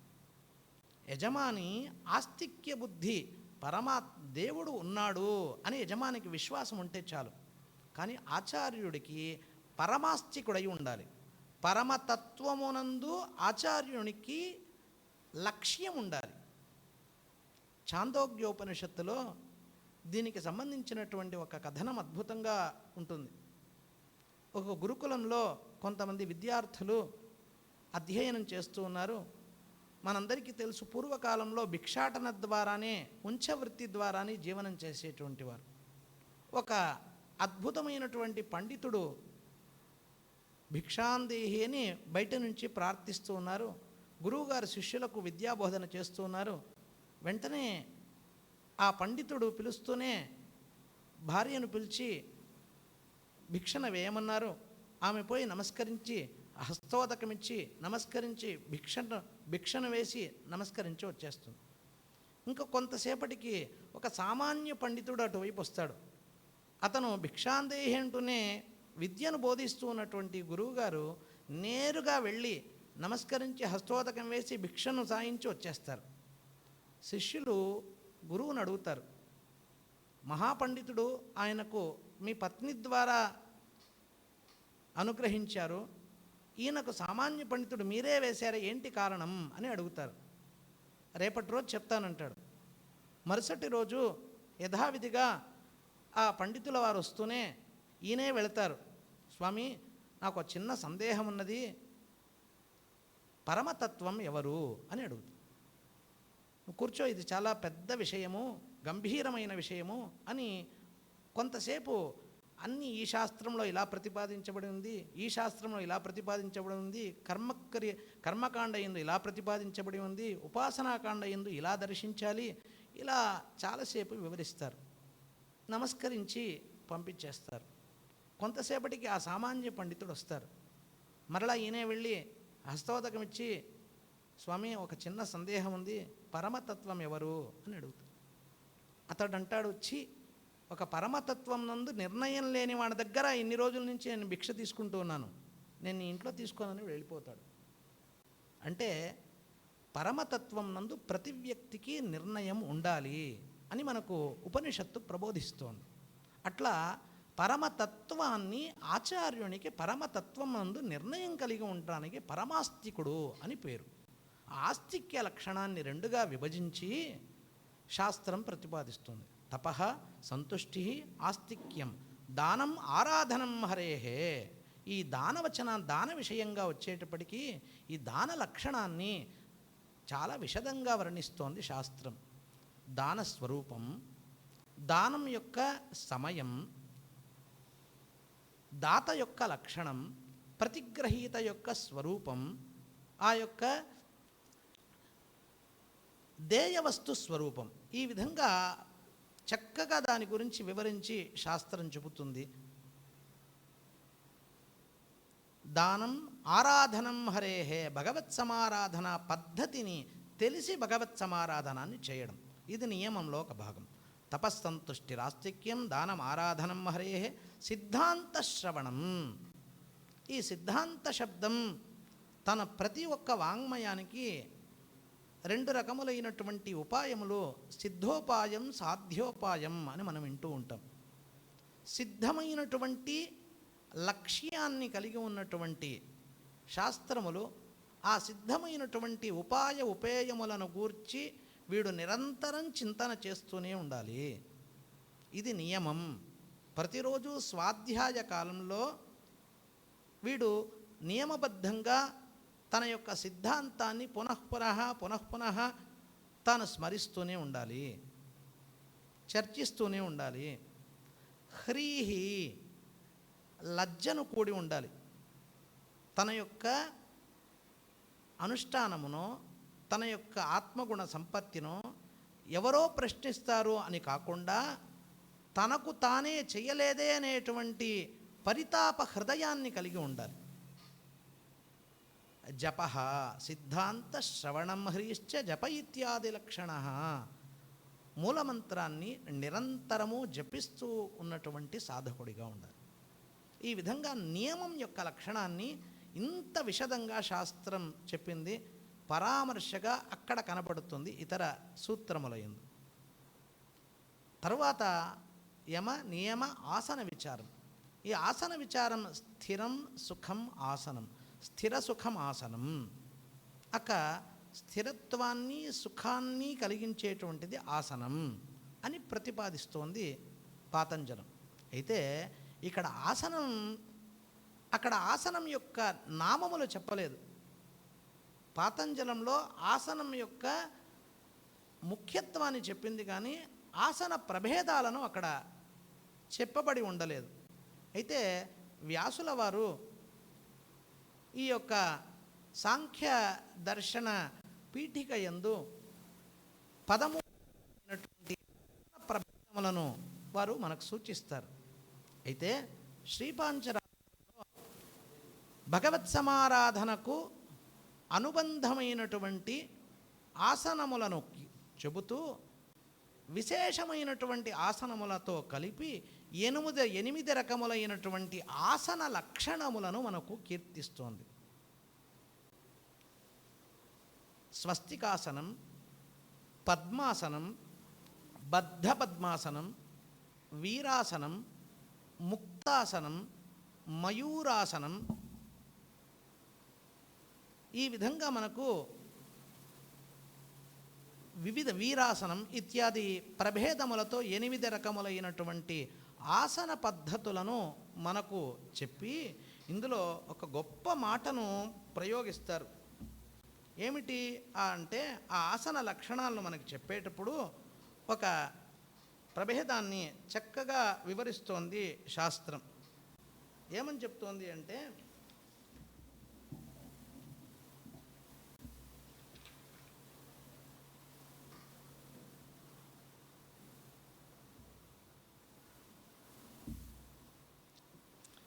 ఆసనాదీని సర్వాణి స్వస్తికాదీని సంప్రతి వర్ణ్యంతే స్వస్తికం పాద తలయో ఉభయోరపి అని ప్రారంభం చేసి ఆ తర్వాత ఒక మాట చెబుతోంది, బద్ధ పద్మాసనం జ్ఞేయం ఆసనేషు సుపూజితం ఏకం చరణమన్యస్మిన్ ఊరౌ ఆరోప్య నిశ్చలః.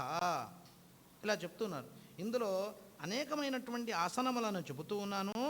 ఈ ఆసనములను చెప్పేటప్పుడు నేను స్వస్తికాసనము చెప్పాను, వీరాసనం చెప్తూ ఉన్నాను, భద్రాసనం చెప్తూ ఉన్నాను, ముక్తాసనం చెప్తూ ఉన్నాను, సింహాసనం చెప్తూ ఉన్నాను, గోముఖాసనాన్ని చెప్తూ ఉన్నాను. అయితే ఈ ఆసనముల యందు బద్ధ పద్మాసనం జ్ఞేయం ఆసనేషు సుపూజితం.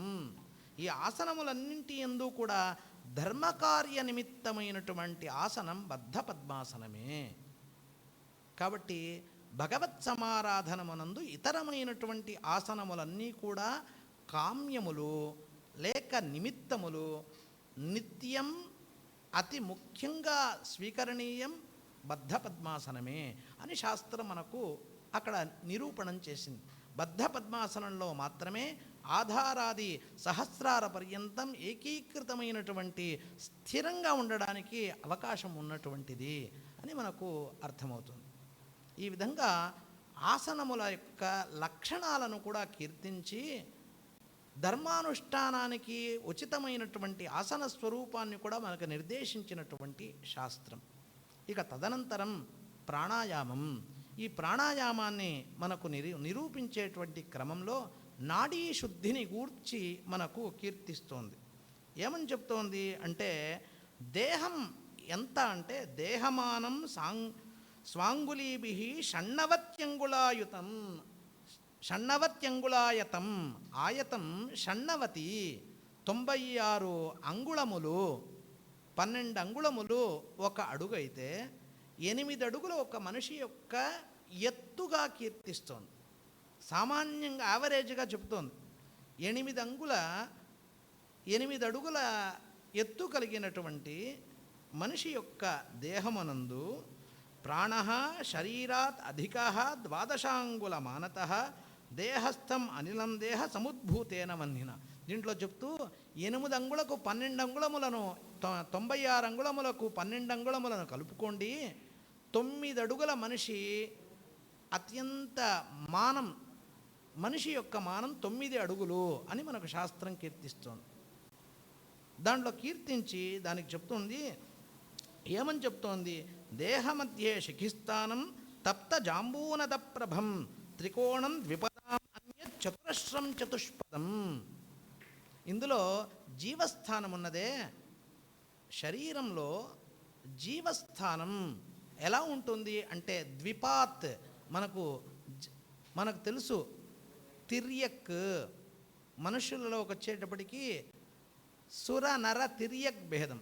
తిర్యక్ అంటే అడ్డంగా పెరిగేటువంటి జంతువులు, నరుడు మాత్రమే, మనిషి మాత్రమే నిలువుగా పెరిగేటువంటి జంతువు. ఇందులో అలా నిలువుగా పెరిగేటువంటి ఆ మనిషికి దేహ మధ్యంలో జీవస్థానం త్రికోణాకారంలో ఉంటుంది.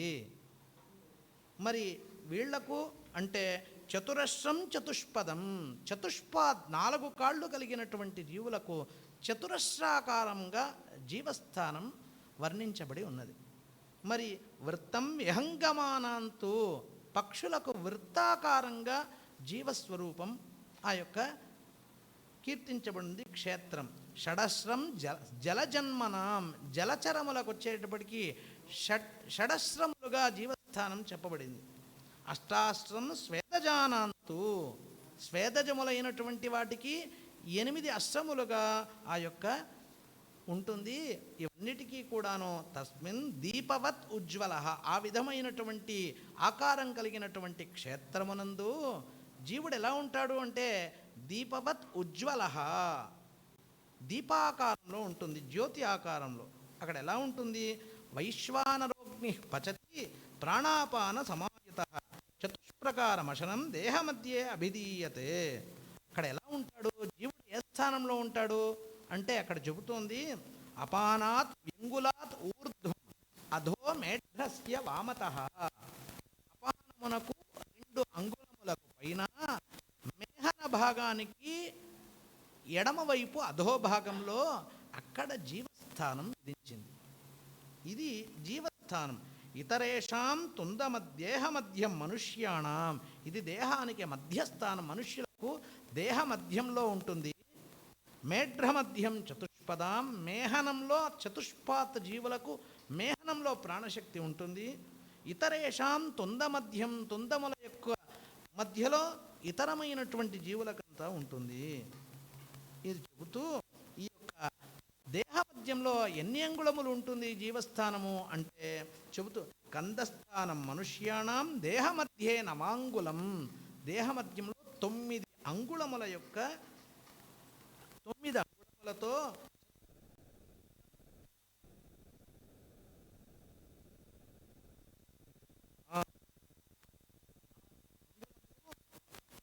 ఉత్సేదం మందం కలిగి 4 అంగుళములు ఎత్తు కలిగి ఆ యొక్క జీవస్థానం మనుష్యులకు ఉంటుంది. అక్కడ ఎలా ఉంటుంది అంటే తత్ర చక్రం ద్వాదశారం ఆహుర్మాసాహ నరాణితు, ఆ యొక్క దాని చుట్టూ 12 అరములతో కూడి ఆ యొక్క దీపకాంతి వలె ఒక చిన్న ఉజ్వలమైనటువంటి ప్రకాశంగా ఉంటుంది. అరేషు భ్రమతే జీవ క్రమేణ కమలాసన తంతు పంజర మధ్యస్థా యథా భ్రమతి లూతిక. పంజర మధ్యంలో ఏ విధంగా అయితే లూతిక సంచారం చేస్తూ ఉంటుందో అదేవిధంగా ఈ యొక్క అరముల మధ్యలో జీవుడు సంచారం చేస్తూ ఉంటాడు అని చెబుతూ, ఈ విధంగా ప్రాణారూఢశ్చరతి చ జీవస్థేన వినానహి తస్యోర్ధ్వే కుండలీస్థానం నాభే తిరియక్ అధోర్ధ్వత. ఆ యొక్క జీవస్థానానికి పైన నాభి యొక్క కింద అడ్డముగా కుండలీ స్థానం సూచించబడింది శాస్త్రంలో. ఈ కుండలి ఎలా ఉంటుంది? అష్ట ప్రకృతి రూప, 8 శక్తుల రూపంగా ఉంటుంది. ఈ విధంగా కుండలి స్థానాన్ని చెబుతూ ఈ కుండలి ఎలా ప్రభావవంతంగా కుండలిని ఉత్తేజితం చేయాలి, ఎలా ఉత్తేజితమవుతుంది, వీటినన్నింటినీ వివరిస్తూ వస్తుంది. ఇస్తూ మనందరికీ తెలుసు దేహమధ్యంలో 72,000 నాడులున్నాయని వైద్యశాస్త్రం ఇప్పుడు మనకు కీర్తిస్తోంది. ఇక్కడ చెబుతూ ఉన్నారు. ఏమని చెప్తూ ఉన్నారు అని అంటే ఇక్కడ 270 స్థూలాః సూక్ష్మాస్తు పద్మజ సంఖ్యాతుం నైవ శక్యంతే స్థూలమూలాః పృథగ్విదాః తన్మూలాః బహవో నాడ్యః స్థూలాః సూక్ష్మాస్తు నాడికాః. అయ్యా, శరీరంలో 10 నాడికలు చాలా ముఖ్యమైనటువంటివి. 10 నాడులు చాలా ముఖ్యమైనవి. శరీరంలో 72,000 నాడులున్నాయి. దాన్ని ఆశ్రయించి ఇంకా సూక్ష్మమైనటువంటి నాడులు అనేకములున్నాయి. కానీ అందులో 10 నాడులున్నాయే, అవి అతి ప్రధానమైనటువంటివి. ఏమిటవి అని చెప్తూ దానికి చెప్తూ ఉన్నారు. ఏమని చెప్తూ ఉన్నారు అంటే ఈ యొక్క కందాత్, కందం నుండి అంటే జీవస్థానం నుంచి ప్రారంభం చేసి ఎక్కడికి ఇడాచ పింగళాచైవ తస్యాహ సవ్యేతరే స్థితే ఇడా సముత్థిత కందాత్ వామనాసాపుటావధి, మూలాధారం నుంచి ప్రారంభం చేసి వామనాసాపుట పర్యంతము వెళ్ళేటువంటి నాడికకు ఇడా అని పేరు. దక్షిణ నాసావధి పర్యంతం ప్రయాణం చేసేటువంటి దానికి పింగళ అని పేరు. దాని మధ్యలో ప్రవర్తించేటువంటి దానికి సుషుమ్న అని పేరు.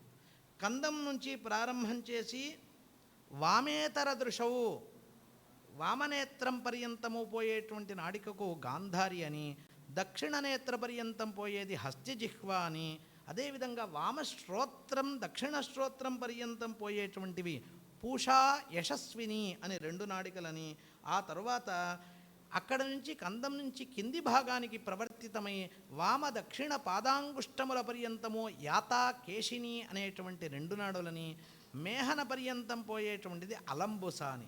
ఇవి 10 నాడికలు. ఈ 10 నాడులు అతి ప్రధానమైనటువంటివి. ఇది చెబుతూ దానికి చెప్తూ ఉన్నాడు. ప్రాణోపాన సమానశ్చ ఉదానో వ్యానయేవచ నాగఃకూర్మశ్చ క్రకరః దేవదత్తో ధనంజయః చరంతి 10 నాడీషు 10 ప్రాణాది వాయవః. దీని ఈ నాడికల గుండా 10 ప్రధానమైనటువంటి 5 ప్రధాన వాయువులు, 5 సహకార వాయువులు, ప్రాణ అపాన వ్యాన ఉదాన సమానములు, నాగ కూర్మ క్రికర దేవదత్త ధనంజయం అనేటువంటి ఉపవాయువులు. ఈ 10 సమానంగా సంచారం చేస్తూ ఉంటాయి. ఈయన వివిధమైనటువంటి కార్యములను వాటి కార్యములను చేస్తూ ఉంటాయి. ఏమని చేస్తాయి అంటే దానికి చెప్తూ ఉన్నారు. ఎక్కడ ప్రాణస్థానం ఇక్కడ దాంట్లో చెప్తూ ఉన్నాడు. ఆస్య నాసికయోర్మధ్యం హృదయం నాభిమండలం పాదాంగుష్టమితి ప్రాణస్థానాని కమలాసన. ఆస్య నాసికం ముఖము, నాసికముల యొక్క మధ్య భాగము, హృదయము, నాభిమండలము, పాదాంగుష్టం, ఇది 5 ప్రాణస్థానములు. అపానశ్చరతి బ్రహ్మన్ గుదమేఢ్రోరు జానుషు, మేహనము, జానువు, గుదస్థానం, ఈ 3 యందు అపాన వాయు అక్కడ సంచారం అక్కడ ఉంటుంది. సమాన సర్వగాత్రేషు సర్వవ్యాపీ సముచ్యతే. సమాన వాయువు అన్ని శరీరంలో అన్ని భాగములకు సంచారం చేస్తూ ఉంటుంది. ఉదాన సంధిస్థ పాదయో హస్తయోరపి వ్యానశ్రోత్రోరు కఠ్యాంచ గుల్భస్కందగళేషు చ. వ్యానవాయువు ఉదాన వాయువుల యొక్క స్థితి చెప్తున్నాం. ఉదానం కంఠదేశస్థం. మనం డాక్టర్స్ చెప్తూ ఉంటారు. ఏమని చెప్తూ ఉంటారు అని అంటే మీరు గార్గ్లింగ్ చేయండి అని చెప్తూ ఉంటారు. ఏదైనా థ్రోట్ ఇన్ఫెక్షన్ వచ్చినప్పుడు. ఒకానొక బృహదారణ్యకంలో ఒక చిన్న వృత్తాంతం వస్తుంది. శిష్యుడు గురువు గారిని అడుగుతారు. ఏమని అడుగుతారు అంటే, స్వామి, ప్రాణం యొక్క స్వరూపం ఎలా ఉంటుంది అని అంటాడు. ప్రాణం వాయుమయం. ఈ వాయువంతా ఇలా వాయుమయం అంటాడు. వాయువు ఎలా ఉంటుంది అని అడుగుతాడు. ధూళిమయం అంటాడు. వాయువంతా ధూళితో కూడినటువంటిదే వాయువు అంటాడు. ఏంటండి ధూళి ఎలా చెప్తున్నారు? జాలమధ్య మరీచస్థం. ఆ యొక్క కిటికీ నుంచి చూడు, సూర్యకిరణాల్లో చిన్న చిన్న రేణువులుగా కనబడుతూ ఉంటుంది. ఇదే వాయువు యొక్క స్వరూపము. అయ్యో, అంతటి రేణువులు కలిగినటువంటి ఇలాంటి వాయువున మనం శ్వాసించేది. మరి అలాంటి వాయువును శ్వాసిస్తే మనకు శరీరానికి అవస్థ కదా అంటే భయం లేదు. ఇక్కడ ఫిల్టర్ చేయడానికి ఉదాన వాయువు ఉన్నది. ఉదాన వాయువు కంఠదేశంలో ఉండి లోపలికి వెళ్ళేటువంటి ఆ వాయువును శుద్ధి చేసి లోపలికి పంపిస్తుంది. మరి అక్కడ ఉన్నటువంటి ధూళి ఎలా పోతుంది? దానికే గండూషణం అనేటువంటి ప్రక్రియ ఆహ్నిక విధానంలో. మీరు బయటికి వెళ్ళొస్తే కాళ్ళు కడుక్కుండే ఇన్నిసార్లు పుక్కిలించి ఉమ్మేయండి. మూత్ర విసర్జన చేస్తే ఇన్నిసార్లు పుక్కిలించి 6 సార్లు పుక్కిలించి వదిలేయండి. మల విసర్జన చేస్తే 12 సార్లు పుక్కిలించి ఉమ్మేయండి. ఈ విధంగా శాస్త్రం ఎందుకు నిర్దేశించింది అని అంటే ఈ విధమైనటువంటి ఏ విధమైనటువంటి అనారోగ్య సమస్యలు రాకుండా కీర్తిస్తోంది. కాబట్టి ఈ విధంగా ఆసన లక్షణాన్ని చెప్పి ఆ తర్వాత నాడీ శుద్ధి విచారాన్ని, వాయుస్థానాన్ని చెప్పి ఆ తదనంతరము ప్రాణాయామ విచారాన్ని చెబుతూ ఉన్నారు. ఈ ప్రాణాయామ విచారంలో మనందరికీ తెలిసినటువంటిదే రేచక, పూరక, కుంభకుమలనేటువంటివి. కానీ ఇక్కడ ఏమంటున్నాడు? మరలా రోచనం అని 4వ రకాన్ని చెప్తూ ఉన్నాడు. ఈ యొక్క ప్రాణాయామంలో రేచక, పూరక, కుంభకములే కాకుండా మరలా మరి యొక్క స్థితిని చెబుతూ ఉన్నాడు. ఏమిటి అంటే ఆ యొక్క రోచనం అనేటువంటి దానికే కుంభకం అని కూడా పేరు. ఇది 6 దశలుగా శాస్త్రం కీర్తిస్తోంది. ఏమిటి అంటే దేశ క్లుప్తం, కాలక్లుప్తం, అదేవిధంగా సంఖ్యాక్లుప్తం. 12 అంగుళాలు శ్వాసను వదలడం దేశక్లుప్తం, కాలక్లుప్తం 16 మాత్రలు రేచకం చేసుకోవడం, 32 మాత్రలు పూరించడం, 64 మాత్రములు కుంభకాన్ని చేయడం. ఇది కాలక్లుప్తం. ఇలాగా ఒక రోజులో ఇన్నిసార్లు ప్రాణాయామం చేయాలి అని నియమం పెట్టుకుంటే దానికి సంఖ్యాక్లుప్తం అని పేరు. ఈ విధమైనటువంటిది ఎక్కువ కాలం చేస్తే దానికి దేశదీర్ఘం, కాలదీర్ఘం, సంఖ్యాదీర్ఘం. దేశ సూక్ష్మం, కాల సూక్ష్మం, సంఖ్యా సూక్ష్మం అని ఇది మరలా 6 ప్రభేదాలతో కూడి నిర్బీజ సబీజ ప్రాణాయామ పద్ధతిని శాస్త్రం ప్రతిపాదిస్తోంది. కాబట్టి ఈ యొక్క ప్రకాశం, ఈ కుంభకం 4వ రోచనం అనేటువంటి స్థితిలో ఏం చెబుతోంది అంటే చిత్తం యొక్క సాత్విక గుణంలో ఉన్నటువంటి మలినం నశించిపోయి బుద్ధికి ప్రకాశాన్ని ఈ ప్రాణాయామం కలిగిస్తుంది. ప్రాణాయామ ఫలాన్ని ఈ విధంగా చెబుతోంది శాస్త్రం. ఇక ప్రత్యాహార విషయంలోకి వచ్చేటప్పటికీ స్వవిషయా సంప్రయోగే చిత్తస్వరూపానుకార ఇంద్రియాణం ప్రత్యాహార అని సూచించాడు. ఇంద్రియములన్నింటినీ చిత్తం వైపుకు మరల్చి ఆ చిత్తమునను ఇంద్రియాదుల యందు స్థిరమయ్యేట్లుగా చేయడం, ఇంద్రియముల వైపుకు చిత్తాన్ని మరల్చడం, దీనికి ప్రత్యాహారం అని పేరు. ఇంద్రియములు వాటి దిశలలో ప్రయాణం చేస్తూ ఉంటాయి. అలా కాక చిత్తానికి అభిముఖ్యంగా ప్రయాణం చేసేది ప్రత్యాహారం అయితే ఆ తదనంతరమైనటువంటి ధారణ ఏమని చెబుతోంది అని అంటే దాన్ని మూలాధారాది ఆంతరికమైనటువంటి స్థానముల యందు బాహ్య ప్రకృతిలో ఏదో ఒక విషయం నందు ఆ యొక్క చిత్తాన్ని గనక నిలపగలిగితే దానికి ధారణ అని అంటోంది. ఇప్పుడు చూడండి, ఇంద్రియములను చిత్తం వైపుకు ఆభిముఖ్యంగా నడిపించి చిత్తంలో లయం చేస్తే అది ప్రత్యాహారం అయితే, చిత్తాన్ని ఆయా స్థానముల యందు మనం లయం చేస్తే దానికి ధారణ అని అంటూ ఉన్నారు. తర్వాత ధ్యాన స్థితికి వచ్చేటప్పటికి దానికి చెప్తూ ఉన్నాడు ఐకతానత ధ్యానం.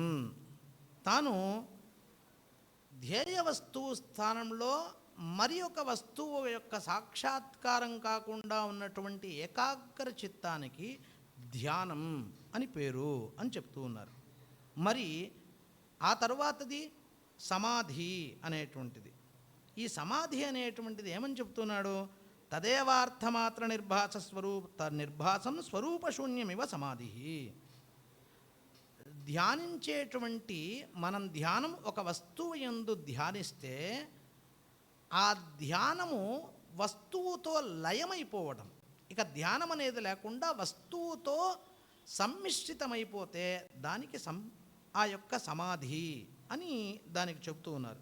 ఈ సమాధిని గూర్చి చాలా అద్భుతంగా శాస్త్రం చెప్పి సంప్రజ్ఞాతం అసంప్రజ్ఞాత సమాధి అని సమాధిని రెండుగా విభజించింది. సంప్రజ్ఞాతం అంటే ఇంతకుముందు మనం అనుకున్నాం, చిత్తం యొక్క స్వరూపం క్షిప్రం, మూఢం, విక్షిప్తం. ఈ మూడింటిని వదిలి నాలుగవదైన ఏకాగ్ర స్వరూపాన్ని పొందితే దానికి సంప్రజ్ఞాత సమాధి అని పేరు. అలా ఏకాగ్ర స్థితిని కూడా దాటి ధ్యేయ వస్తువునయందు తైలధారావత్ అలాగే అవిచ్ఛిన్నంగా చిత్తం నిరుద్ధమైతే దానికి అసంప్రజ్ఞాత సమాధి అని పేరు. దీన్ని ఈ విధంగా చెబుతూ దీనికి తపస్సు, స్వాధ్యాయం, ఈశ్వర ప్రణిధానం దోహదం చేస్తాయి అని మరొక వైలక్షణ్యాన్ని మనకు సూచిస్తోంది సమాధి స్థితిని గురించి. ఇక్కడ దీనివల్ల చెప్తూ ఉన్నారు, ఈ విధమైనటువంటి స్థితిని పొందినప్పుడు దీనికి సంయమ స్థితి అని పేరు. ఈ సంయమ స్థితిలో ఋతంభరం అనేటువంటి ఒక ప్రజ్ఞ వీడికి ఏర్పడుతుంది. ఈ ప్రజ్ఞ వలన వీడు 10 రకాలైనటువంటి సిద్ధులను పొందగలుగుతాడు. మనం చెప్తూ ఉంటాం యోగ సిద్ధి. యాజ్ఞవల్క్య మహర్షికి యోగాచార్యుడు అని పేరు. గురువుగారు చెప్పారు, నేను చెప్పినటువంటి విద్యనంతాను వదిలేసే, నాకు తిరిగి అప్పచెప్పు, కక్కేసే అంటాడు.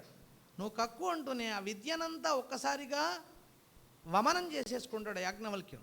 ఎంత యోగస్థితి ఉంటే అలా విద్యనంతా వమనం చేయగలిగినటువంటి స్థితిని పొందగలడు. అటువంటి స్థితిని పశుపక్ష్యాదులు మాట్లాడుకునేటువంటి సంభాషణను గుర్తించగలిగిన జ్ఞానం వస్తుంది. ఎక్కడో తాను అదృశ్యుడైపోయేటువంటి జ్ఞానం కలుగుతుంది.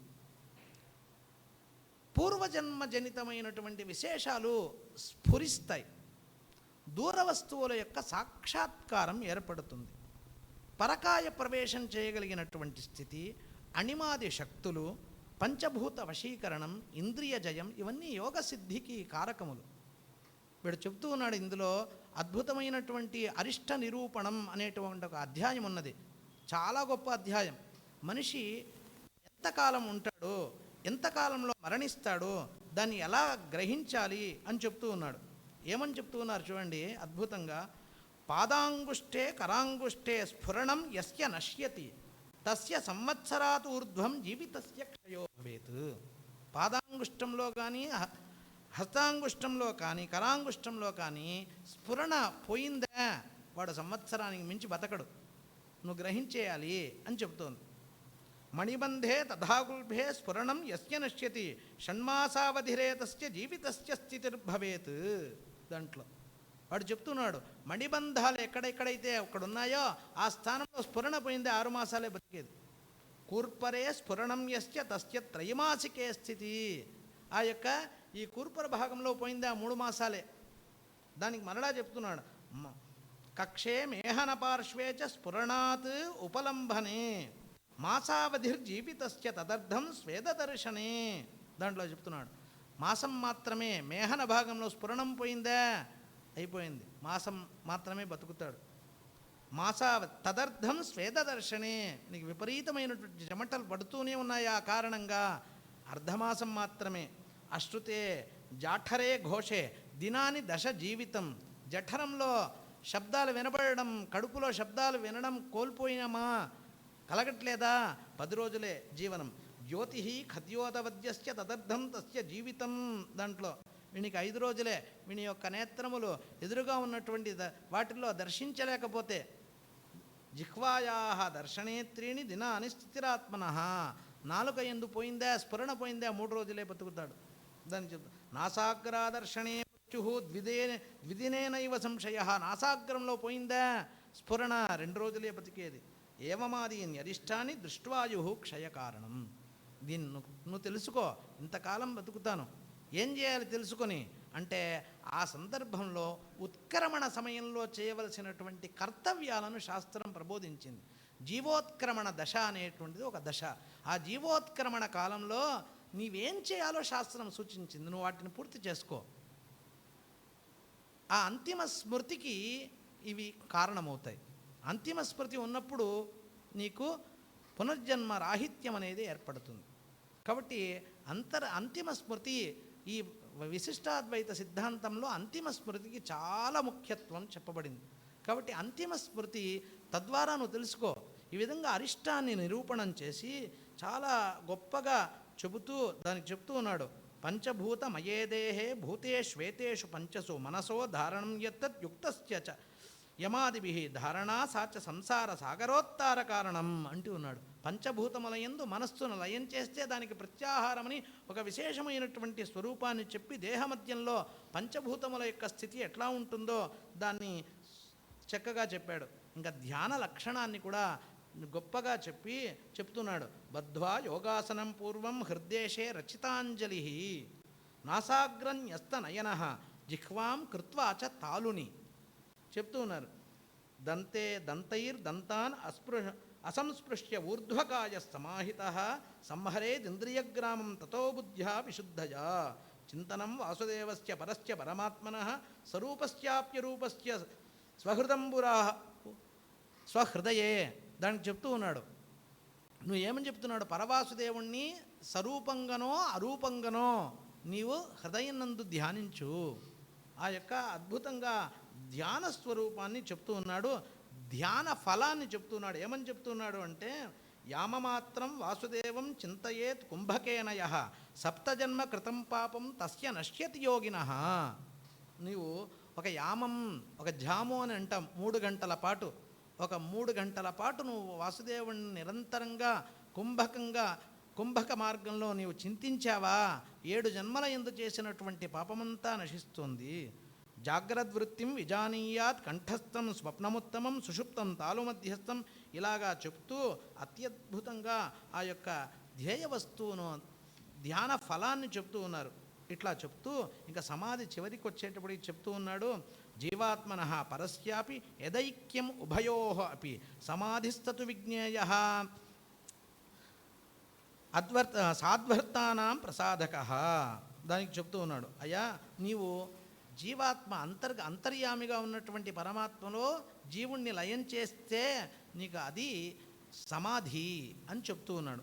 ఈ విధమైనటువంటి దానికి చెప్తూ ఉన్నాడు చివరిలో, బద్ధ్వా పద్మాసనం యోగి సితే పక్షే తదోత్తరే అయనే శ్వసనం పూర్వం ధారయిత్వా యథాపురం ఇలా చెప్తూ, భూతదేహం దహేత్స్నం దగ్ధ్వా మంత్రస్వరూపధృక్ ముక్తాండ ఇవ పక్షీష ఆసీనం శనై పరిణితాం మంత్రతనుం తేజోమయీం సదా ఇలా చెప్తూ బ్రహ్మ సంపద్యతే యోగి నభూయః సంసరేదిహ ఇత్యేవం యోగసారోయం కదితః కమలాసన నిత్యం క్రియా తత్పరాణాం సంసార చకితాత్మనాం మద్భక్తానాం దీక్షితానాం వాచ్యోయం ఉపసీదతాం ఇదం భవహరం పుణ్యం యోగం సర్వార్థ సిద్ధిదం యహ అధీతే గురువనుజ్ఞాతః సయాతి పరమాంగతిం. ఈ యోగ మార్గం కూడా ఎలా అంటే అలా చేయడానికి లేదు, గురూపదేశ సంసిద్ధుడై వీడు అనుష్ఠించాలి అని ఆ యోగ ఫలాన్ని గూర్చి శాస్త్రం ఇంత గొప్పగా చెబుతోంది. ఇటువంటి యోగశాస్త్రం యొక్క ఫలాన్ని చెబుతూ అనేక గ్రంథాలు, యోగశిఖోపనిషత్తు అయితే, ఆత్మపూజోపనిషత్తు, వరాహోపనిషత్తు, నారాయణ పూర్వతాపిన్యుపనిషత్తు, యోగతత్వోపనిషత్తు, జాబాల దర్శనోపనిషత్తు,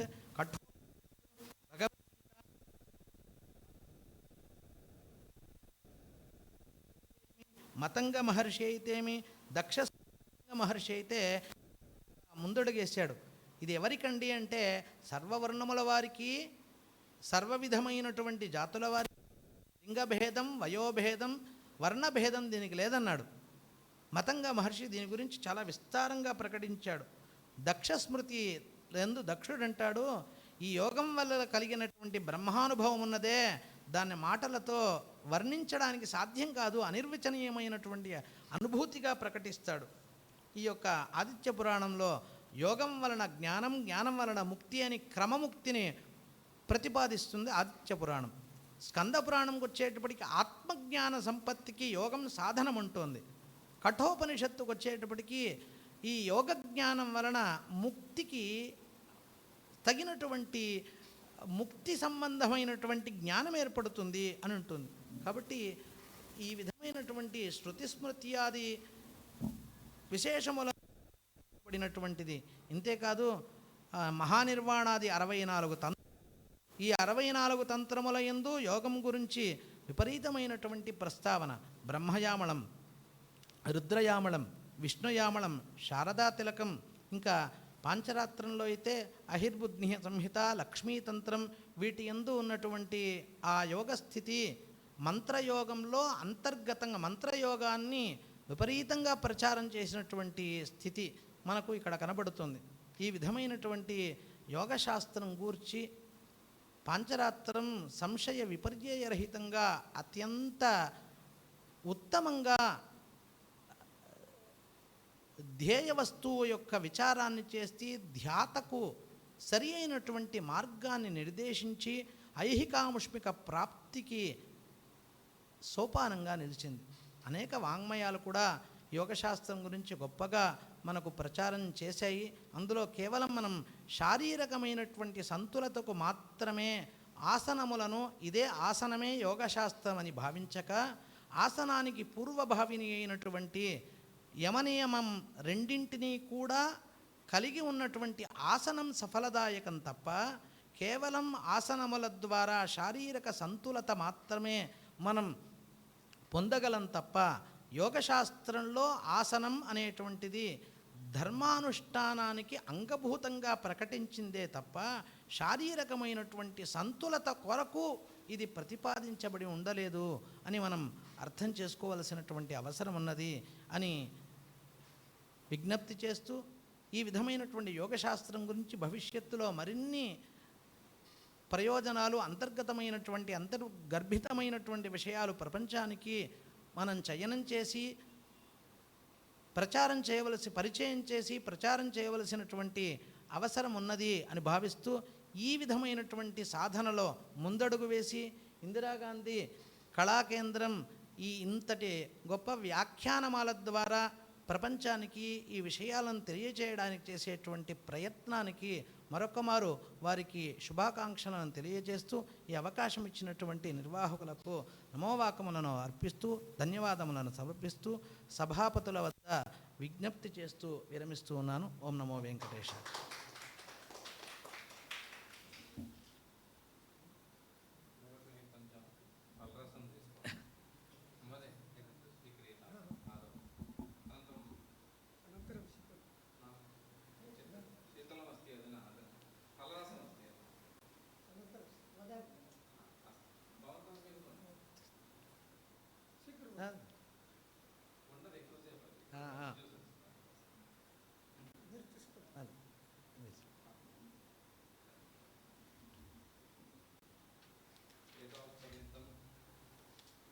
ఇప్పటి వరకు మనం సంతృప్తి అంటే ఏమిటో అందరినీ సంతృప్తిగా ఉండమని చెప్తూ ఉంటాం, ఉండాలనుకుంటూ ఉంటాం, కానీ అంటే ఏంటో తెలియలేదు. ఈరోజు తెలిసింది సంతృప్తి అంటే ఏంటంటే నాస్తి రాగ సమం దుఃఖం అన్నారు, నాస్తి త్యాగ సమం సుఖం అన్నారు. రాగముతో సమానమైన దుఃఖం లేదన్నారు. రాగము లేకపోవడం విరాగము కాదు, రాగానికి విరాగానికి మధ్యస్థితి సంతృప్తి అని చెప్పారు. చాలా విశేషమైనటువంటి విషయాలు ఈరోజు రాజేష్ అయ్య వారు చెప్పినటువంటి విషయాలు చూస్తే ఈ టాపిక్ని ప్రతి శాస్త్రంలో కూడా వాడచ్చు అని అర్థమైంది, అష్టాంగ యోగాలను వివరించడం ద్వారా. వారికి ఇందిరాగాంధీ రాష్ట్రీయ కళాకేంద్రం ద్వారా ధన్యవాదాలు సమర్పించుకుంటూ సత్ర అధ్యక్షులని మాట్లాడవలసిందిగా వారి రిమార్క్స్ ఇమ్మని అడుగుతున్నా. యోగేన తస్య పదేన వాచాం మలం శరీరస్య చ వైద్యకేన యోపాకరోత్తం ప్రవరం మునీనాం పతంజలిం प्रांजलि राणतोस्मि। नमस्कार। अगर निदेशक महोदय जी की अनुमति होगा तो मैं हिंदी में बोलना चाहता हूँ। हाँ, क्योंकि हिंदी में बोलने का मौका बहुत कम मिलता है हमें। ये- हाँ हाँ ये नियम नहीं है भाषा का नहीं, नियम में वो कुछ प्रोग्राम करेंगे तो उसमें संस्कृत में बोलना जरूरत पड़ता था हाँ इंदिरा गांधी राष्ट्रीय कला के लिए काम करता है इसीलिए ఈ రాష్ట్రం ఈ భాష అని లేదు ఈ భాష అందరు పండితులు हाँ కాబట్టి భాష నియమం లేదు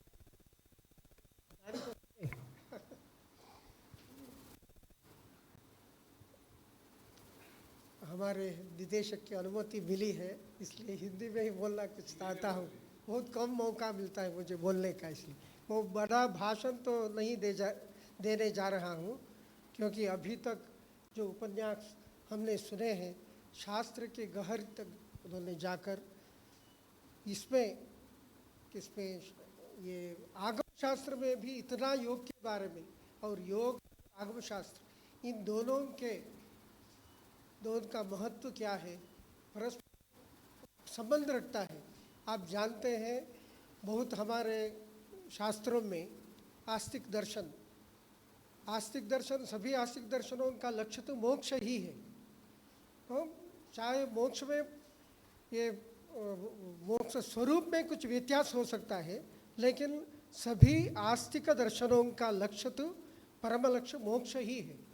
मोक्ष को प्राप्त करने के लिए ही ये सब दर्शन निकले हैं।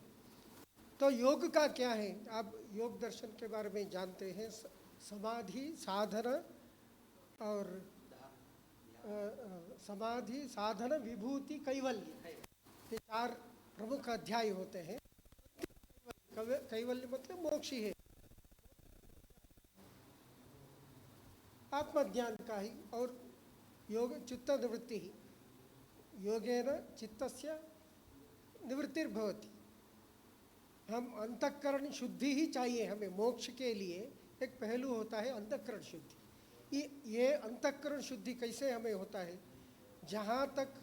जब तक हमने इंद्रिय निग्रह नहीं कर पाते तब तक अंतःकरण शुद्धि नहीं हो सकती। इसलिए इस योग से क्या होता है, इंद्रियों पर नियमन, यही योग मतलब इंद्रियों पर नियमन है। इस नियमन के बिना अंतःकरण शुद्धि नहीं हो सकती है। लेकिन इसीलिए अंतःकरण शुद्धि जब तक नहीं होगी तब तक मोक्ष का प्राप्ति नहीं होगी। इसीलिए योग से हम मोक्ष का ही, योग का तो उद्देश्य मोक्ष ही है। जैसे आज सर ने बहुत बताया, देखिए उसमें ये मेरे लिए नया विषय था। शिव मुझ से आया हुआ योग है और हिरण्यगर्भ के मुख से आया हुआ योग है। देखिए ये आगम शास्त्र में हिरण्यगर्भ से जो निकला हुआ है योग, शिव का स्वीकार होता है, और यहाँ शिव का कहाँ होता है हमें पता नहीं, लेकिन आगम शास्त्र में इसका ही है। और ये भी उन्होंने बताया सभी आसनों में पद्मासन ही श्रेष्ठ है, क्योंकि कोई कर्म करना चाहिए तो हमें लौकिक या अलौकिक पद्मासन की जरूरत है। इसलिए पद्मासन से ही ये योग का सिद्धि हो सकता है। इसलिए इसके बारे में भी ये बताया। और हमारा अंतिम क्षण भी हम जान सकते हैं, ये भी हमें पता नहीं था, ये नया था। जो आगम शास्त्र में ये भी बताए ऐसा होने से ऐसा होगा, 3 साल तक जिएगा, ऐसा होगा तो 1 महीने तक ही जन्म होगा। इस तरह का विषय भी आगम शास्त्र में बताया गया है। मतलब हर शास्त्र में नया नया विचार बताए गए हैं। इसी से ज्योतिष में भी कहीं पर हम प्राण बोलते हैं, जो हमारा व्यक्त समय मतलब बहुत सूक्ष्म भी होता है, स्थूल भी होता है। हमारे अनुभव का जो समय होता है उसको प्राण बताते हैं। शब्द प्राणी विनाडी स्यात्। प्राण मतलब क्या है, आरोग्यवान व्यक्ति श्वासोच्छ्वास लेने के लिए जितना समय लेता है वही प्राण बोलते हैं।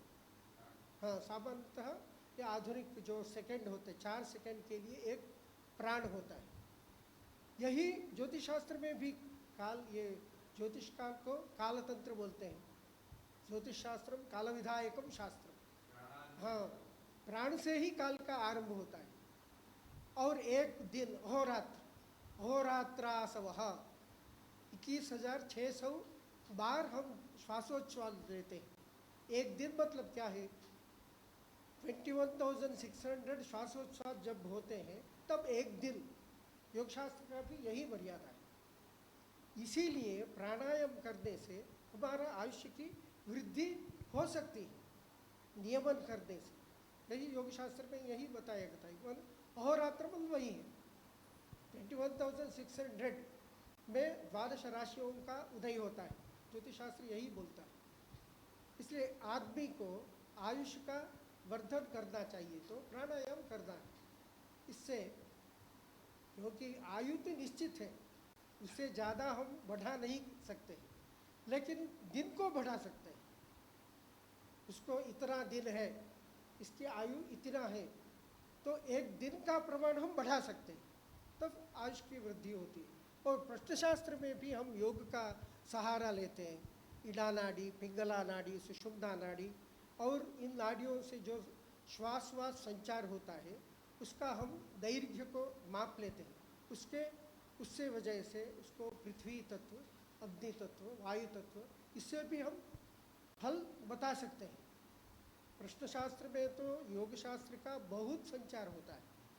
कोई गर्भिणी आकर बैठती है, मेरे पेट में क्या है, या क्या कौन सा संतान होगा, ऐसा पूछेगी। जब ये दैवज्ञ को जिस नाड़ी से वायु संचार होगा उस प्रदेश में बैठकर पूछेगी तो तब गर्भ से क्या अच्छा संतान निकलेगा। लेकिन जहाँ वायु संचार नहीं होता है उस साइड में बैठकर वो पूछेगी तो तब गर्भस्राव होने का संभव है। इस तरह बहुत। और पृथ्वी और ये नष्ट वस्तु प्रश्न में पृथ्वी भूत का हुआ तो पृथ्वी में कई नष्ट वस्तु हो सकता है, आकाश में ऊपर में कहीं रखा होगा, इस तरह से भी हम बता सकते हैं। इसलिए हर शास्त्र में योग की जरूरत होती है। जैसे ज्योतिष शास्त्र में थोड़ा बहुत हम पढ़े हैं, इसलिए ज्योतिष शास्त्र में भी योग शास्त्र से बहुत हम लेते हैं। इसके द्वारा हम फल प्रवचन करते हैं। ये मैं ज़्यादा प्रवचन नहीं कर पाता हूँ, समय हो गया है और मेरे पास विषय भी नहीं है। हम ज़्यादा नहीं जानते, कुछ सीखो, इसलिए निदेशक ने मुझे यहाँ बिठाया। इसके माध्यम से मुझे भी कुछ जानने का अवसर मिला है। इस तरह से Indira Gandhi centre for arts जो संस्था है, उससे इस तरह से अभी इन्होंने आगम शास्त्रों में अभी सीरीज़ का आरंभ किया है। ये भी अच्छा है, क्योंकि आगे ये हमारे राजेश जैसे पंडितों का जो भाषण है, क्योंकि आप छपाएंगे तो आगे आप बता रहे थे हर महीना एक होना चाहिए। इस हर महीने में जो भाषण वे देते हैं उसका संग्रह करके उसको छपा कर एक पुस्तक के रूप में आएंगे तो सामान्य लोगों को बहुत प्रयोजन होगा। इस तरह से हम जानते हैं हमारे राघवन जी अवश्य ही करेंगे। इस तरह से यहाँ अभी तो दोपहर हो चुका है, भुक्षितं न प्रतिभाति किंचित। इस तरह से ज़्यादा आपको तंग नहीं करना चाहता हूँ, मेरे वाणी को विराम देता हूँ। आप सभी लोगों को धन्यवाद। ఈ సందర్భంగా నిర్వాహకులకు ఒక విజ్ఞప్తి, ఎప్పుడు ఈ వ్యాఖ్యానమాలలో ఏ సమయంలో అవసరం వచ్చినా చివరి క్షణంలో నేను సిద్ధంగా అందుబాటులో ఖచ్చితంగా ఉంటాను. ఆగమశాస్త్ర సంబద్ధమైనటువంటి విషయంలో మీరు ఏ విధమైనటువంటి ప్రమేయాన్ని కల్పించినా దానికి నా వంతు నేను సహకరిస్తానని మీకు విజ్ఞప్తి.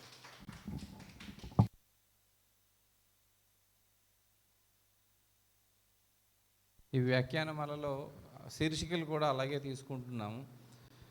ఐకేఎస్ రిలేటెడ్ శీర్షిక, topic also related to IKS. ఆగమ శాస్త్రంలో ఉన్న యోగ సంబంధము. ఇప్పుడు వైఖానసాగమం వాళ్ళు కూడా మళ్ళీ ఇలాగే తీసుకుంటారు. అలాగే ఆగమ శాస్త్రంలో ఉండే ఓషధీ గుణములు, ప్రక్రియలు, ప్రయోగాలు.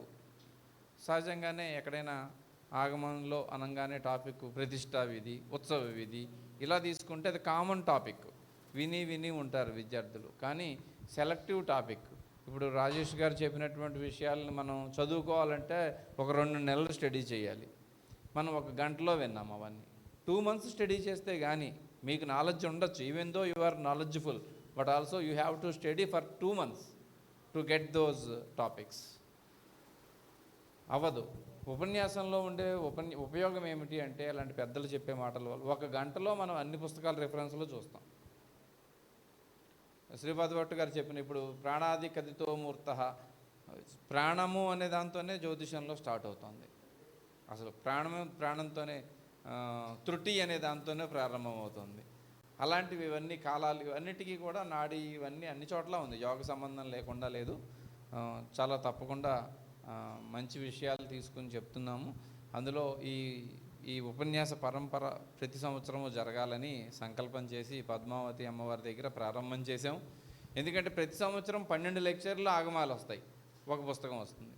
టెంపుల్ ఆర్కిటెక్చర్ మీద సెపరేట్గా మళ్ళీ టెంపుల్ అక్కడ అలిపిరి దగ్గర శ్రీ వెంకటేశ్వర శిల్ప కళాశాల ఉన్నది, వాళ్ళతో ఎంఓయూ చేసుకుని అక్కడ స్టార్ట్ చేస్తున్నాం. అవన్నీ ఆ టెంపుల్ కన్స్ట్రక్షను శిల్పాలకు సంబంధించి అటు, అర్చన విధానము ఉత్సవాలకు సంబంధించింది ఇక్కడ, ఇలాగ 2 నడుస్తూ ఉంటాయి. ప్రతి సంవత్సరం ఇది నడుస్తూ ఉంటే ఎంతమంది ఆగమ పండితులు దక్షిణ భారతదేశంలో ఉన్నారో పాంచరాత్ర వైఖానసానికి సంబంధించి అందరినీ పిలిచి ఒక లెక్చరు చెప్పించాలి అని. అలాగా ప్రతి సంవత్సరం ఒక పుస్తకం వస్తే ఇది 4 ఏళ్లకు ఎన్ని పుస్తకాలు వస్తాయి. ప్రతి టాపిక్ని ఇలా వెళ్ళాలని అనుకుంటున్నాం. ఇప్పటి వరకు ఇందులో ఒక చిన్న ఇంకా సంశయాలు ఎవరైనా ఉంటే అడగాలనుకుంటే విద్యార్థులు అడగవచ్చు. నా పేరు రామ్జీ. ఇక్కడ ధ్యాన మందిరం నడుపుతున్నాను 20 సంవత్సరాలుగా, మెడిటేషన్ సెంటర్. ఎంఏఐఎంటీ స్టూడెంట్ కూడా సాంస్క్రిట్ యూనివర్సిటీలో. స్వాధ్యాయ కాలం అంటే ఏ కాలం మహోదయ? ప్రతిరోజు మనం సామాన్యంగా శాస్త్రంలో పంచకాలాలు అనుష్ఠాన సామాన్యంగా కాలాన్ని విభజించేటువంటిది మనకు తెలుసు.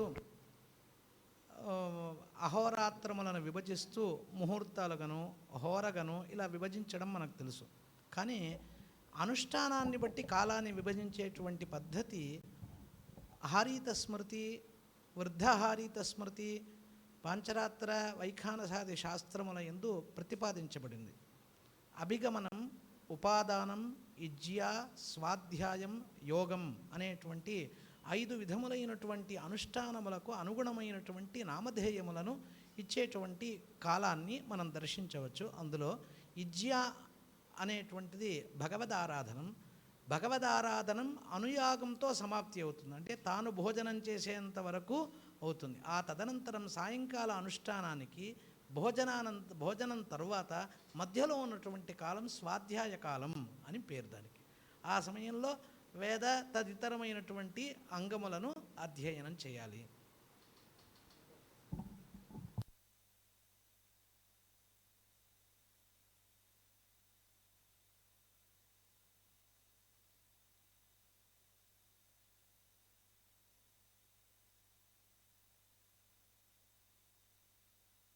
పీటీజీ రంగరామాంజనేయ స్వామి వారిని కోరుతున్నాను. పెద్దలకి దాసోహాలు. మన రాజీవ్ గాంధీ కళా కేంద్రం ద్వారా నిర్వహించేటటువంటి ఇందిరాగాంధీ కళా కేంద్రం ద్వారా నిర్వహించేటువంటి కార్యక్రమంలో యోగశాస్త్రం విషయంలో ఆగమంలో యోగం గురించినటువంటి విషయాన్ని చక్కగా మనకి అద్భుతమైనటువంటి అత్యంత విపులమైనటువంటి, ఇది ప్రవచనం కాదు, విద్యార్థులకు ఒక నోట్స్ లాంటిది. అంతటి చక్కటి ఉపన్యాసం గ్రహించిన శ్రీమాన్ రాజేశ్వర స్వామి వారికి మనందరి తరఫున ముందు ధన్యవాదాలు తెలియజేస్తున్నాం. అదేవిధంగా అధ్యక్షత వహించి చక్కగా పెంచినటువంటి ఆచార్యులు, మాకు కూడా గురుతుల్యులు శ్రీపాద భట్ట గారికి కూడా దాసోహాలు తెలియజేసుకున్నాం. అదే వచ్చి చక్కగా తెలుసుకున్నటువంటి విద్యార్థులకి, అదేవిధంగా హితైషులందరికీ కూడా విశేషంగా ధన్యవాదాలు తెలియజేస్తున్నాం. ఈ కార్యక్రమాన్ని ఇంత చక్కగా నిర్వహించినటువంటి ఈ ఇందిరాగాంధీ కళాకేంద్రం పనిచేసేటటువంటి వాళ్ళ ధన్యవాదాలు తెలియజేసుకుంటున్నాం. ఇచ్చినటువంటి విదేశీయుల వారికి కూడా ధన్యవాదాలు తెలియజేసుకుంటూ ఇప్పుడు ఈ కార్యక్రమంలో ముఖ్యమైనటువంటి ప్రమాణపత్ర వితరణ కార్యక్రమం చేస్తాం. ముందుగా ఈ కార్యక్రమానికి నిర్దేశకులైనటువంటి రాఘవన్ స్వామివారిని ముందుగా అధ్యక్షుల వారికి ప్రమాణపత్రాన్ని ఇవ్వాల్సిన ప్రార్థిస్తున్నాం.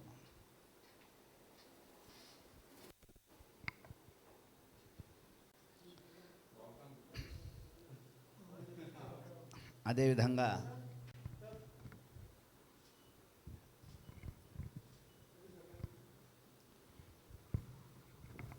స్వామివారి రాజేష్ స్వామి వారికి కూడా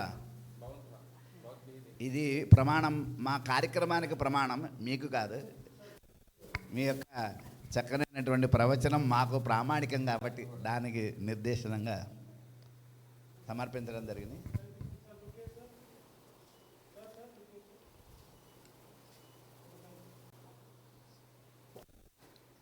తర్వాత సాయి శిరీష, శ్రీహర్ష,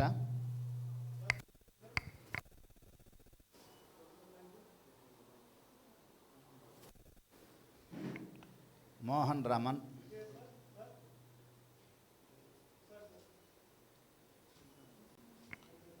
కుందన జ్యోత్స్న,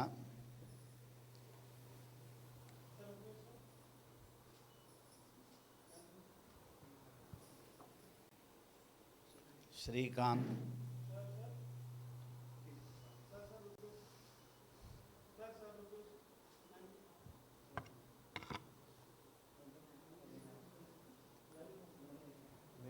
ఫోటో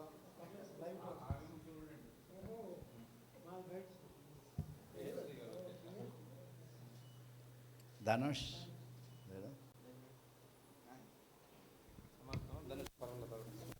వెంకటకృష్ణ,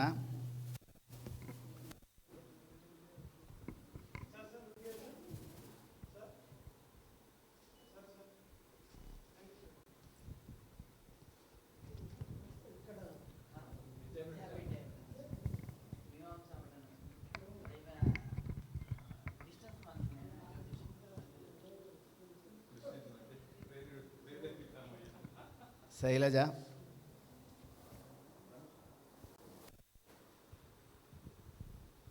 ధనుష్,